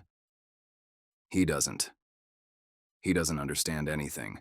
The woman he's loved for years, the mate he thought he'd found again, has loved Silas all along. Excuse me. The words barely escape as he turns and walks away in a daze. His feet carry him somewhere. He doesn't know where. Doesn't care. His chest feels hollow. Carved out. Like someone's reached inside and scooped out everything that matters. I love you, she'd said in that golden room. Had she been lying then? Ryder stumbles through the corridors, vision blurred, chest heaving. Every breath feels like swallowing glass. His mind replays the scene in cruel detail. Kate in Silas's arms, her lips swollen from his kisses, that soft look in her eyes when she'd gazed up at him. What had he been thinking? That Kate Winters, Alpha's daughter, pack heir, everything bright and beautiful, could ever truly want him? A half-breed orphan who used to be her guard. Memory strikes like lightning. Captain Bram's face twisted with disgust as he'd caught them training together. Know your place, boy. She's the Alpha's daughter, not for the likes of you. He'd proven himself since then, hadn't he? Become an Alpha in his own right? But playing at power doesn't change what he is. A half-breed bastard who dared reach above his station. His feet carry him to his chambers on instinct. He needs to leave. Now. Before he has to watch Kate choose Silas in front of everyone before... There you are. Derek's voice cuts through his spiral. Trials start in 20 minutes. Get your... He stops short, taking in Ryder's face. What are you doing? Ryder doesn't answer, yanking clothes from drawers with trembling hands. He can't stay here. Can't breathe here. Are you... packing? Derek's voice rises with disbelief. Leaving? After I gave up my spot for you? I think not. Not now, Derek. The growl tears from Ryder's throat as he tries to push past. Derek plants himself in the doorway, unmovable as stone. What happened? Yesterday it was all sunshine and rainbows with your girl, and now you just... She's not my girl. The words explode from him, raw and bleeding. She loves another. Now get out of my way. That doesn't make sense. Derek's frown deepens. She was literally confessing her feelings for you just yesterday, with hearts in her eyes. I saw it. Yeah, well... Ryder's laugh comes out jagged. That was probably just the enchanted room talking because Kate loves Silas. Silas again? Derek throws up his hands. What is it with everyone and that guy? He's the ideal heir. Ryder's voice drops to something hollow. Unlike me. Oh, come on. Where's all that confidence and charm from when you were swearing your eternal love? In pieces. The words taste like ash. Along with my heart. He moves to leave, but Derek's next words freeze him in place. What if it's a test? He asks, serious. Ryder's shoulders tense. Don't be ridiculous. But what if it is? Derek presses. You swore you'd fight for her, Ryder, and right now it's looking like you're running away. Something snaps inside him. Ryder whirls, fangs lengthening with his fury. The love of my life just told me she's in love with another, he roars. So if you'll excuse me, I think I'm allowed. And I'm telling you, what if Kate's lying? I taught her how to play poker. Ryder snarls. I know when Kate lies. She has a tell, He stops breathing. The memory hits like a physical blow. Kate, young and frustrated, determined to beat him at cards, but never quite managing. She always hated when Ryder could do something she couldn't. "Anything you can do, I can do better," she'd claim, nose in the air. Well, she hadn't managed to beat him at cards and she made him pay for it. Sourly. Years later, she'd been naked in his arms as Ryder confessed how he'd always known when she was bluffing, the way her fingers would twitch at her sides, like she wanted to snap them. "You've gone awfully silent," Derek observes. "Shut up." Ryder's mind races, replaying the scene in the reception room. He'd been so caught in the pain of seeing her with Silas, he hadn't. "Her fingers were twitching," he whispers. "What? When she told me she loved him?" Hope blooms in his chest, fragile as glass. "Her fingers were twitching. I feel like twitchy fingers are important." Derek's lips purse. "But I've got to say, I'm not quite sure why." "It's her tell." The words burst from him. "She was lying." "Oh." Derek nods sagely. "Well, of course she was. I keep telling you." "I've got to get to those trials." Ryder grabs Derek's shoulders, his heart thundering. "That you do." They break into a run, tearing through the corridors toward the main hall. Ryder's mind spins with possibilities, hope warring with doubt with every step. What if he's seeing what he wants to see, fooling himself into more heartbreak? If Kate doesn't love Silas, why kiss him? One way or another, he has to know the truth. Chapter 17. Kate. Kate's legs feel like lead as Silas guides her through the corridors toward the main hall, his grip on her arm a steel trap disguised as affection. Her wolf lies curled in a tight ball of misery inside her chest, whimpering at the memory of Ryder's face when he'd seen them. She'd planned for him to see her with Silas, of course, had known it would hurt him. That was the point, wasn't it? But not like this.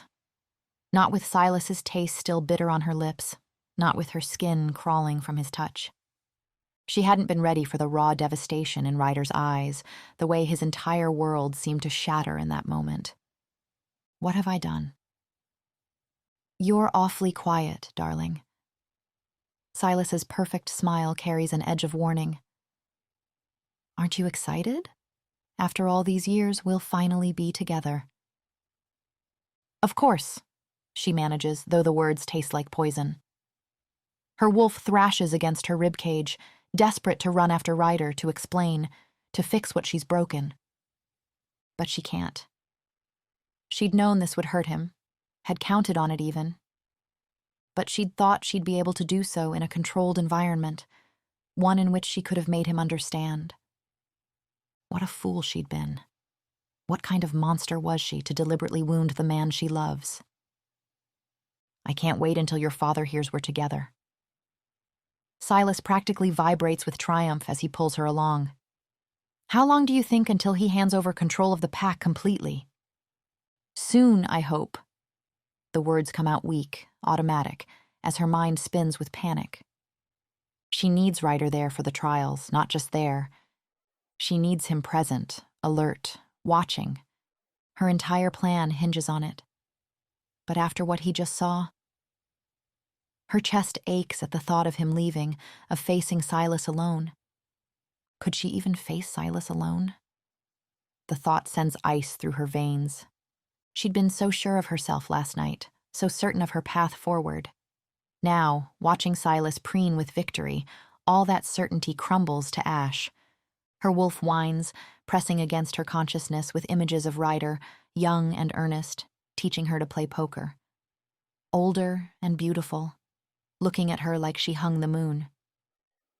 And now she might have lost him forever. What has she done? What was she thinking? "Almost there, my love." Silas's voice drips honey and lies.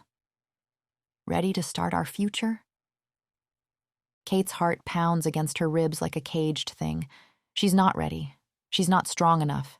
She can't do this without Ryder. She can't. They round the corner to the main hall, and all hope dies in her chest. The great hall buzzes with anticipation, packed with faces both familiar and foreign. Her father stands proud on the dais, Bianca radiant beside him. The eliminated alphas line the walls like living trophies, their gazes heavy with judgment. Even Iris is there, still wearing Adrian's form like a cloak, blending into the shadows at the back. She should feel relief at seeing her only ally, but Kate can't feel anything past the gaping wound in her chest. One face is conspicuously absent. The knowledge that she's driven him away makes her wolf keen. Silas? Kate? Jensen's voice carries clear confusion as they approach, his eyes dropping to their linked arms. Alpha Jensen. Silas's voice rings with theatrical joy as he lifts Kate's hand. We, your daughter and I, come with the most joyful news. Is that so? Jensen leans forward, curiosity plain on his features. Silas's perfect smile widens as he turns to address the crowd.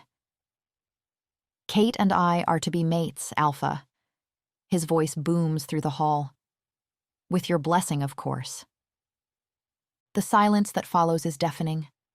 Kate watches shock ripple through the assembly like a wave, feels the weight of every stare. Her father's expression flickers between stupor and confusion. What? Jensen's gaze darts between them. But Silas, what about... He glances at Bianca, who stands frozen on the dais. Ah, yes. Silas's tone drips false regret. Sweet Bianca is delightful. But Kate... His grip on Kate's hand tightens painfully.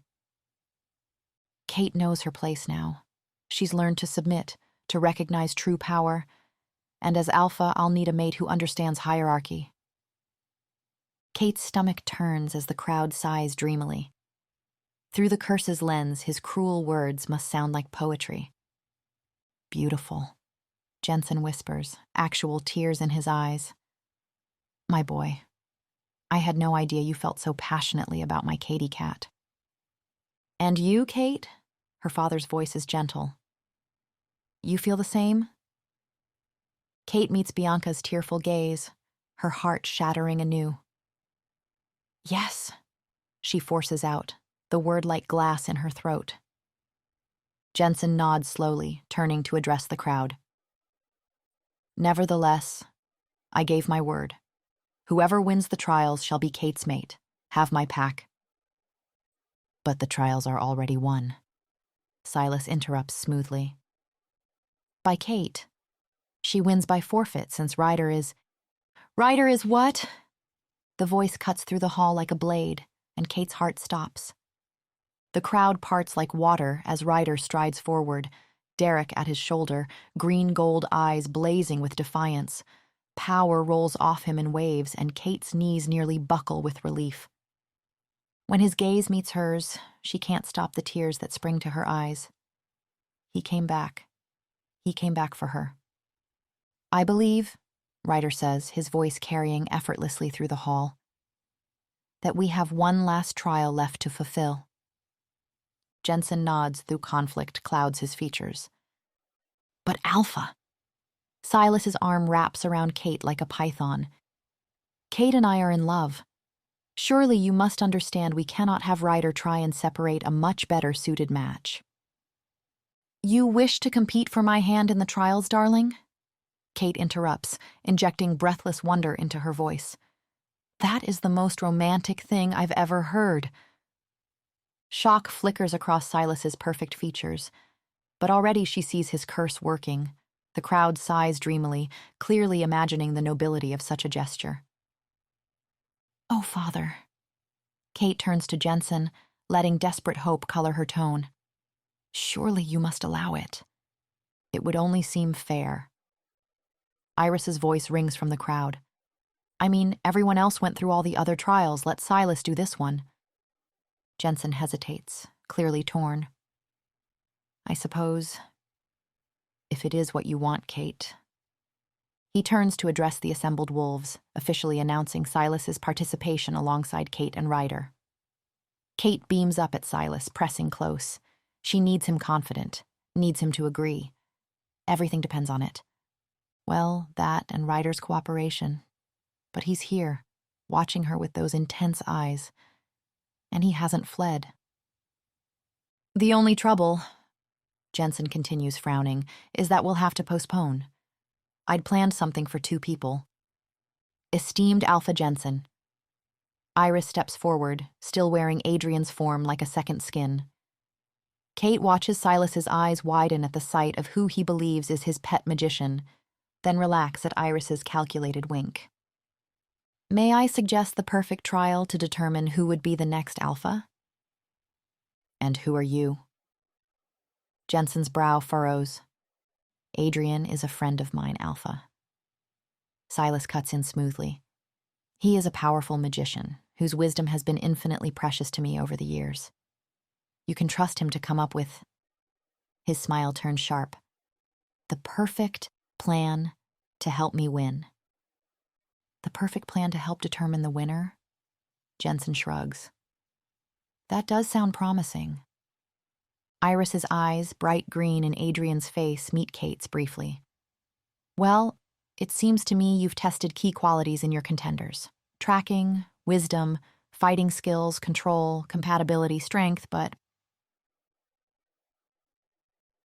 The dramatic pause that follows makes Kate's skin prickle with anticipation. How about a test of courage? Iris continues. After all, I hear the best alphas are the most courageous ones. Silas preens as Jensen nods approvingly. Go on, magician. What do you have in mind? Something simple, Iris says. I hear your pack is known for its nightshade business, so here's what I propose. Pour 3 cups of wine. Then, have one of your contenders pour nightshade into one of the cups. The other 2 contenders will need to choose which cups they'd like to drink. And then, well, they drink. Collective gasps ripple through the crowd. Kate makes sure her own features register appropriate shock and fear. Now wait a minute. Jensen starts, clearly alarmed. Are you saying you actually want them to risk their lives for this? Are you saying you'd give your pack to just anyone? Iris's challenge rings through the hall.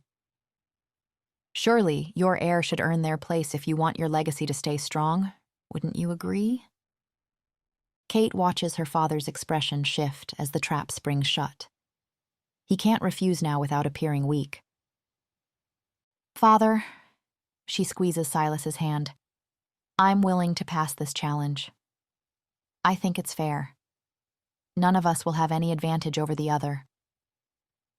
Jensen's pride wars with concern on his face. Very well. He clears his throat. But my daughter Kate will pour the poison. Victory surges through Kate's chest as she turns to whisper in Silas's ear. My love, I will give you a cup free from poison. Make sure to hold on to it and let me handle Ryder. Then she meets Ryder's eyes across the hall. Mistrust shadows his features, along with sorrow. What do you say, Alpha Ryder? She lets challenge ring in her voice. Are you willing to die for this pack like Silas and I? She sees the moment it clicks, the slight widening of his eyes as he searches her gaze. He nods, slow and deliberate. Wonderful! Silas claps his hands together. Bring in the cups. Kate's heart pounds as servants appear with a silver tray bearing 3 identical crystal goblets. At Jensen's signal, servants draw heavy curtains around the table bearing the cups. Kate accepts the vial of nightshade with steady hands, though her heart threatens to burst from her chest. 5 drops, Jensen instructs, his voice tight with worry. In whichever cup you choose. Kate nods, stepping behind the curtains. Alone for a moment, she closes her eyes, drawing a deep breath. Please, she thinks, though she's not sure who she's praying to. With trembling fingers, she uncorks the vial and pours. I'm done, she announces, and the curtains sweep back. Kate lifts one crystal goblet and presents it to Silas with a dazzling smile. My love. He returns her smile, but she catches the flicker of doubt in his eyes. Her chest tightens. If Ryder doesn't understand, if he doesn't play along, everything falls apart. Kate turns to face him, keeping her expression carefully neutral. Choose your cup, Alpha Ryder. Trouble shadows his features as he studies the remaining goblets. Aren't you going to choose for me? His voice carries an edge of unease.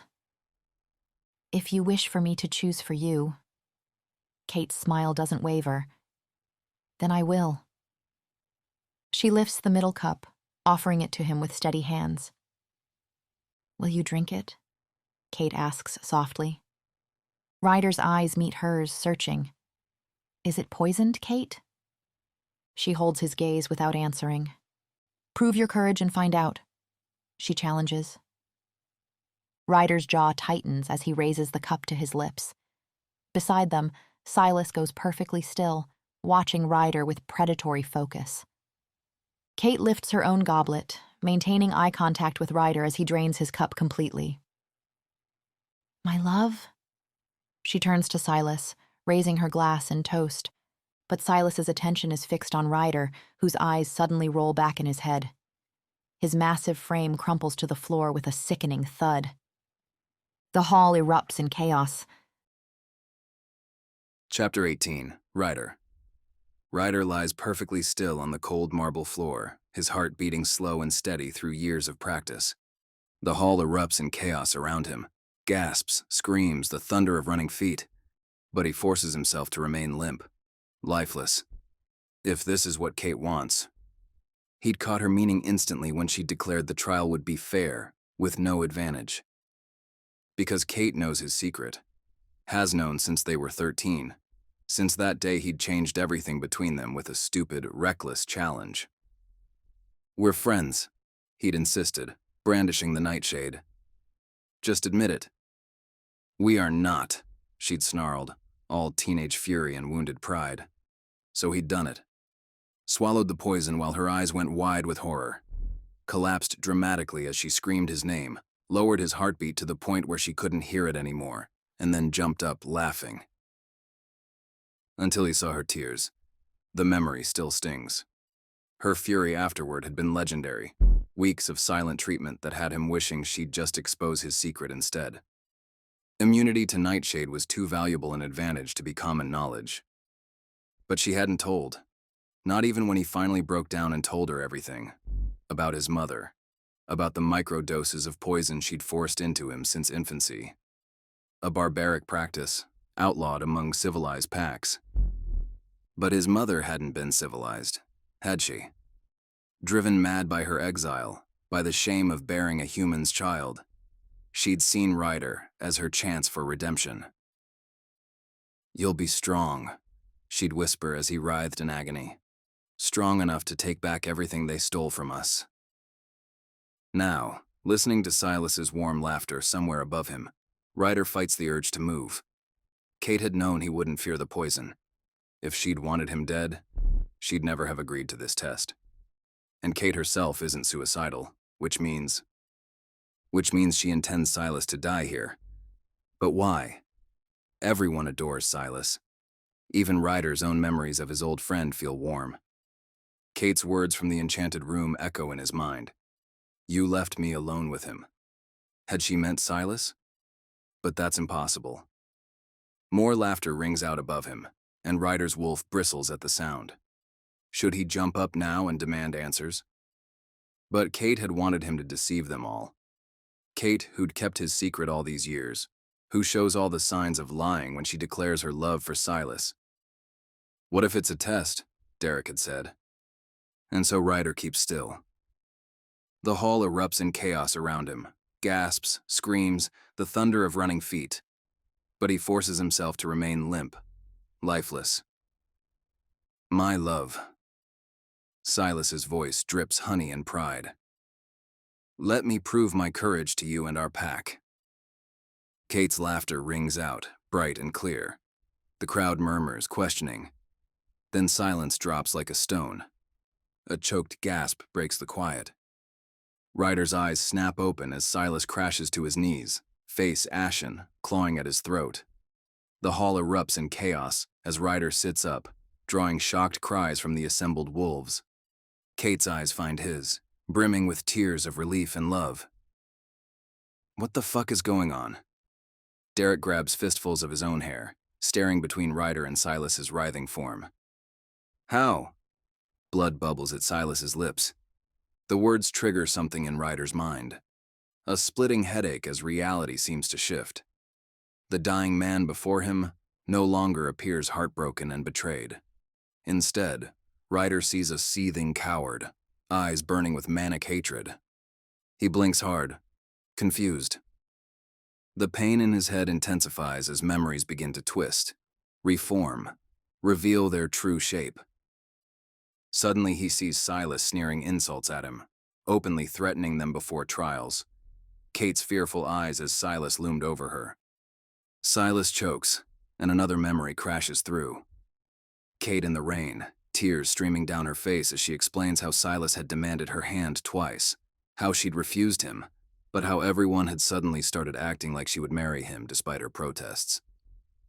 "Ryder," she'd asked, concerned, "why are you looking at me like this? What's wrong?" You're going to be Silas's mate?" he hears himself asks, feeling his heart being crushed by both the memory and the realization that none of it had been real. That Kate had never, not once, said she would mate with Silas. "What are you talking about?" He remembers now, her face twisting in shock and fear, the raw anguish in her eyes. "I'd never mate with him. I love you." "What about us, Kate?" Past Ryder says, and it's too much. He can't listen to this anymore. He can't bear the thought of what it all means, of what he'd done. And yet, he hears it all anyway. Horror bubbling up to the surface as his brain rearranges itself. He hears and sees through years of lies and crumbling illusions, endless twisted memories only now shattering under the weight of the truth. And through it all, through all the horror of Silas' lies, threats, manipulations, and misdeeds, there is Kate, devastated, calling after him. "Ryder, don't go. Where are you going? Please, come back. I love you, Ryder." He snaps his gaze open just as Silas, choking on his last breath, meets Kate's eyes. "All the cups were poisoned." Kate snarls, kicks him hard in the chest. "Now die, you piece of trash." Silas's eyes roll back. He's stopped breathing. Around them, the crowd stares in mounting horror as their enchanted memories shatter. "Silas had us all fooled," someone begins to scream. "Kate saved us," adds another. More screams. More horrified gasps as the pack's collective memory returns. The truth doesn't set you free, Ryder thinks. The truth hurts. "Oh shit." Derek points at the corpse. "Guy was a downright psychopath." Bianca collapses in tears while Jensen stands frozen in shock. Kate turns to Ryder and there's blood trickling from her lips. "Kate," Ryder whispers. Her eyes close and she falls. A scream tears from his throat and he lunges forward, catching her before she hits the ground. No, Kate, look at me." But her skin is already turning gray, her hands going limp. "Kate!" Ryder exclaims, despair cloying his heart. Ryder clutches Kate to his chest. Her skin grows colder with each passing second, and 6 years of twisted memories hammer at his mind. Kate, in the rain, begging him not to leave.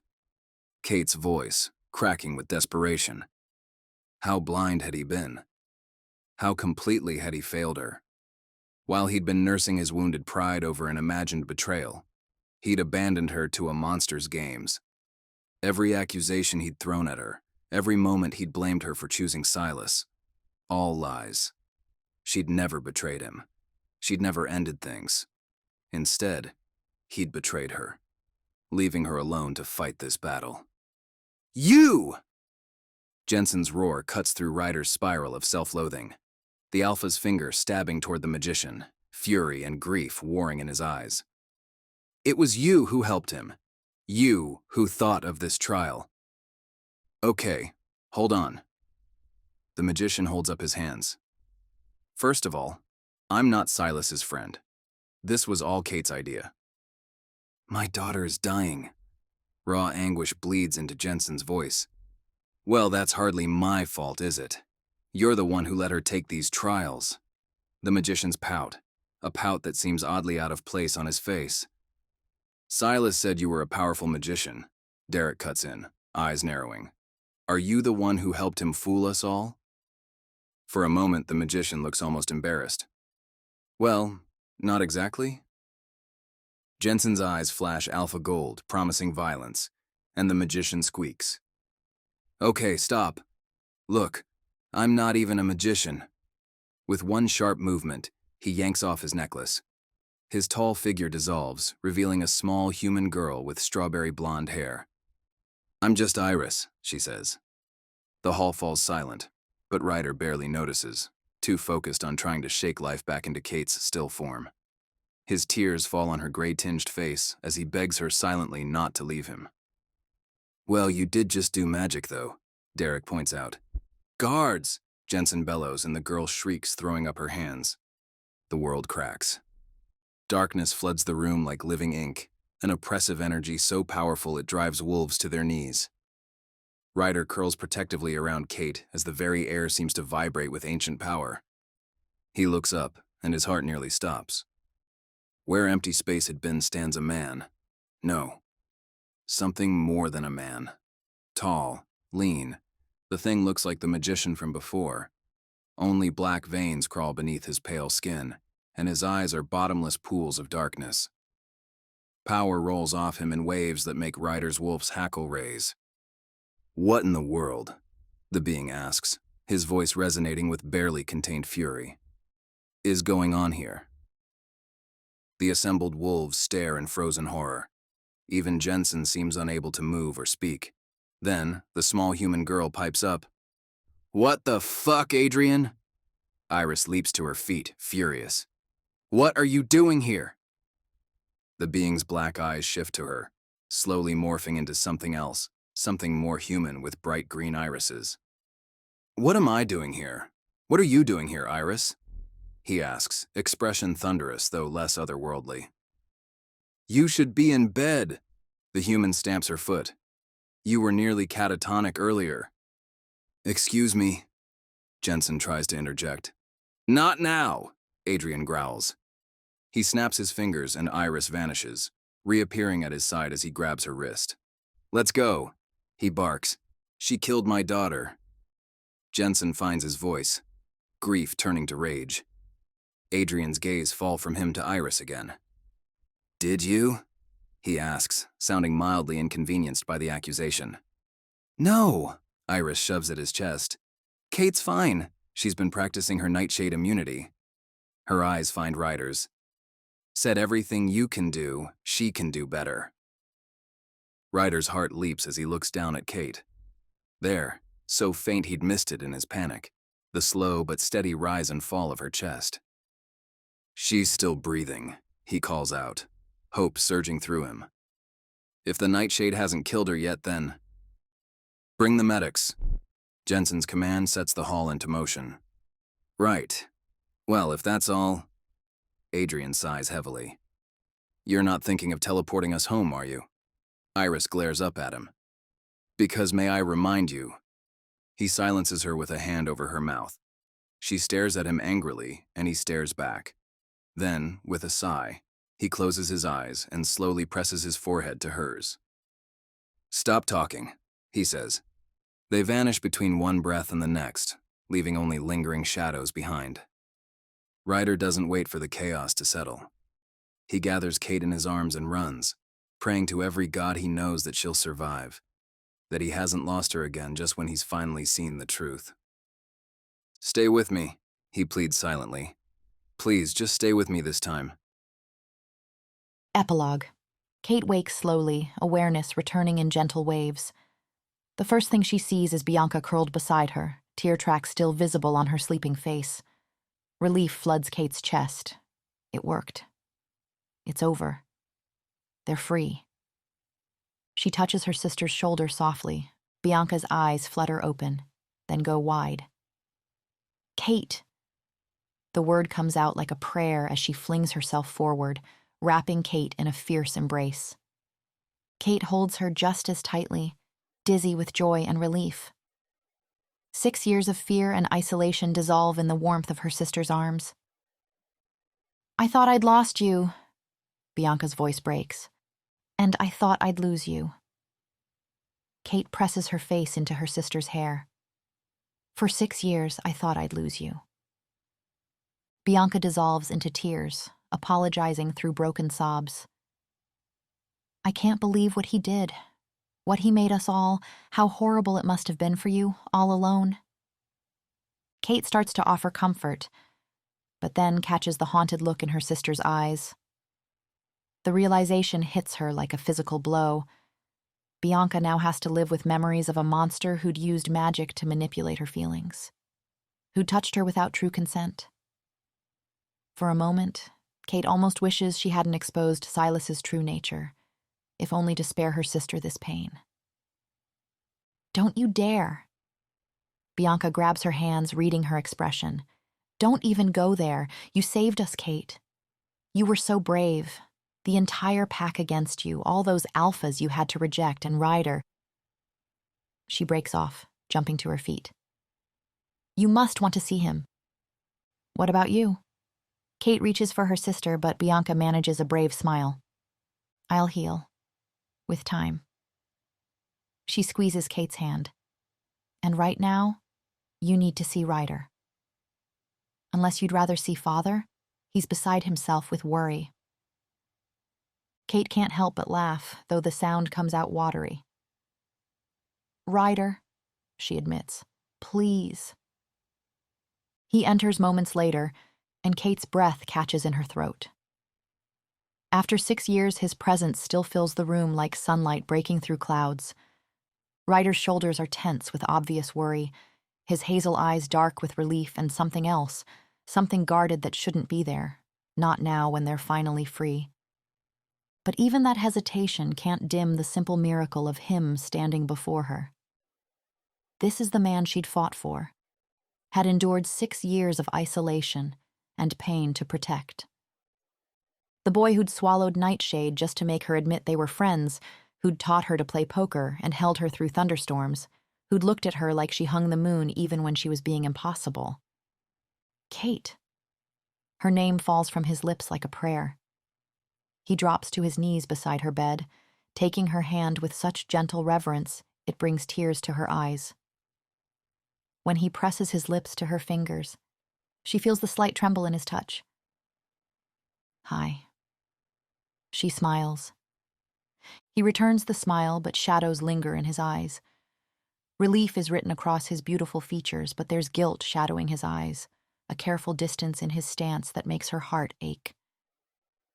Even now, he's trying to protect her, from himself this time, as if she hadn't spent 6 years fighting for the chance to be with him again, as if she hadn't faced down a monster just for the hope of this moment. What's wrong? Concern creeps into her voice. What's wrong? He gives a bitter laugh. You're asking me what's wrong. You almost died. I wasn't going to die. Kate rolls her eyes. I told you, Ryder, everything you can do, I can do better. He shakes his head, but she presses on. You scared me half to death once. I figured it was only fair to return the favor. A chuckle escapes him, though tears gather in his eyes. He kisses her forehead then. Should I go get your father? He asks, and Kate nearly gapes at that. What? She stares at him, bewildered.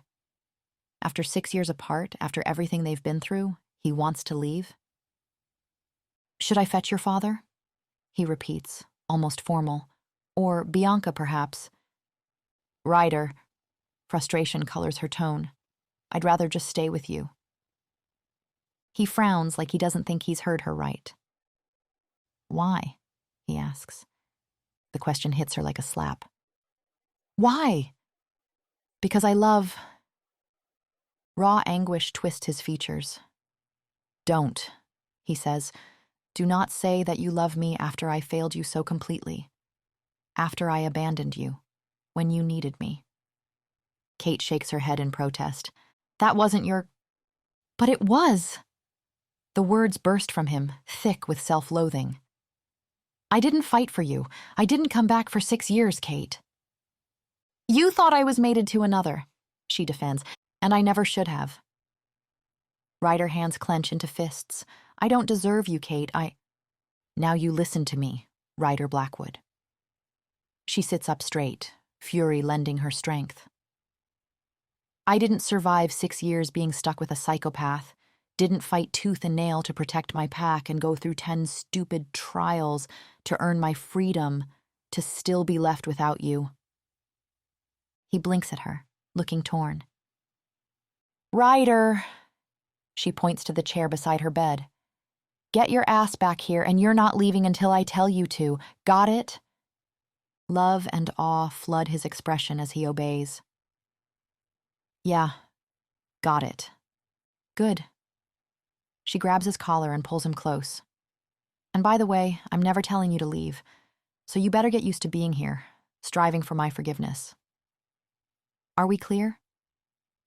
Very clear. His voice comes out rough. I am upset that you left, she admits.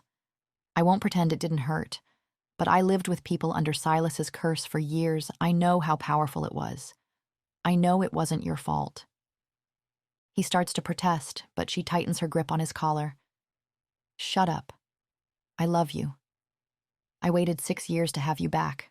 We wasted enough time. Now I intend to keep you. Then, for the first time, uncertainty creeps into her voice. Unless you're not interested. In which case, his kiss cuts her off, pouring 6 years of love and regret and promise into the contact. Kate melts into him, knowing they have work ahead. Years of hurt to heal, trust to rebuild.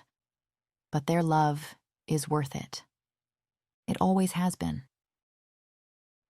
Thank you for watching. If you're still here, you're awesome. And if you're awesome, consider being even more awesome by giving this video a thumbs up or a comment.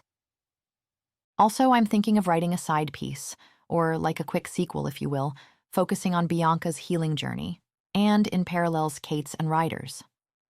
Let me know if that sounds interesting, or if you'd prefer to move on to something entirely new. Thank you for your kind support.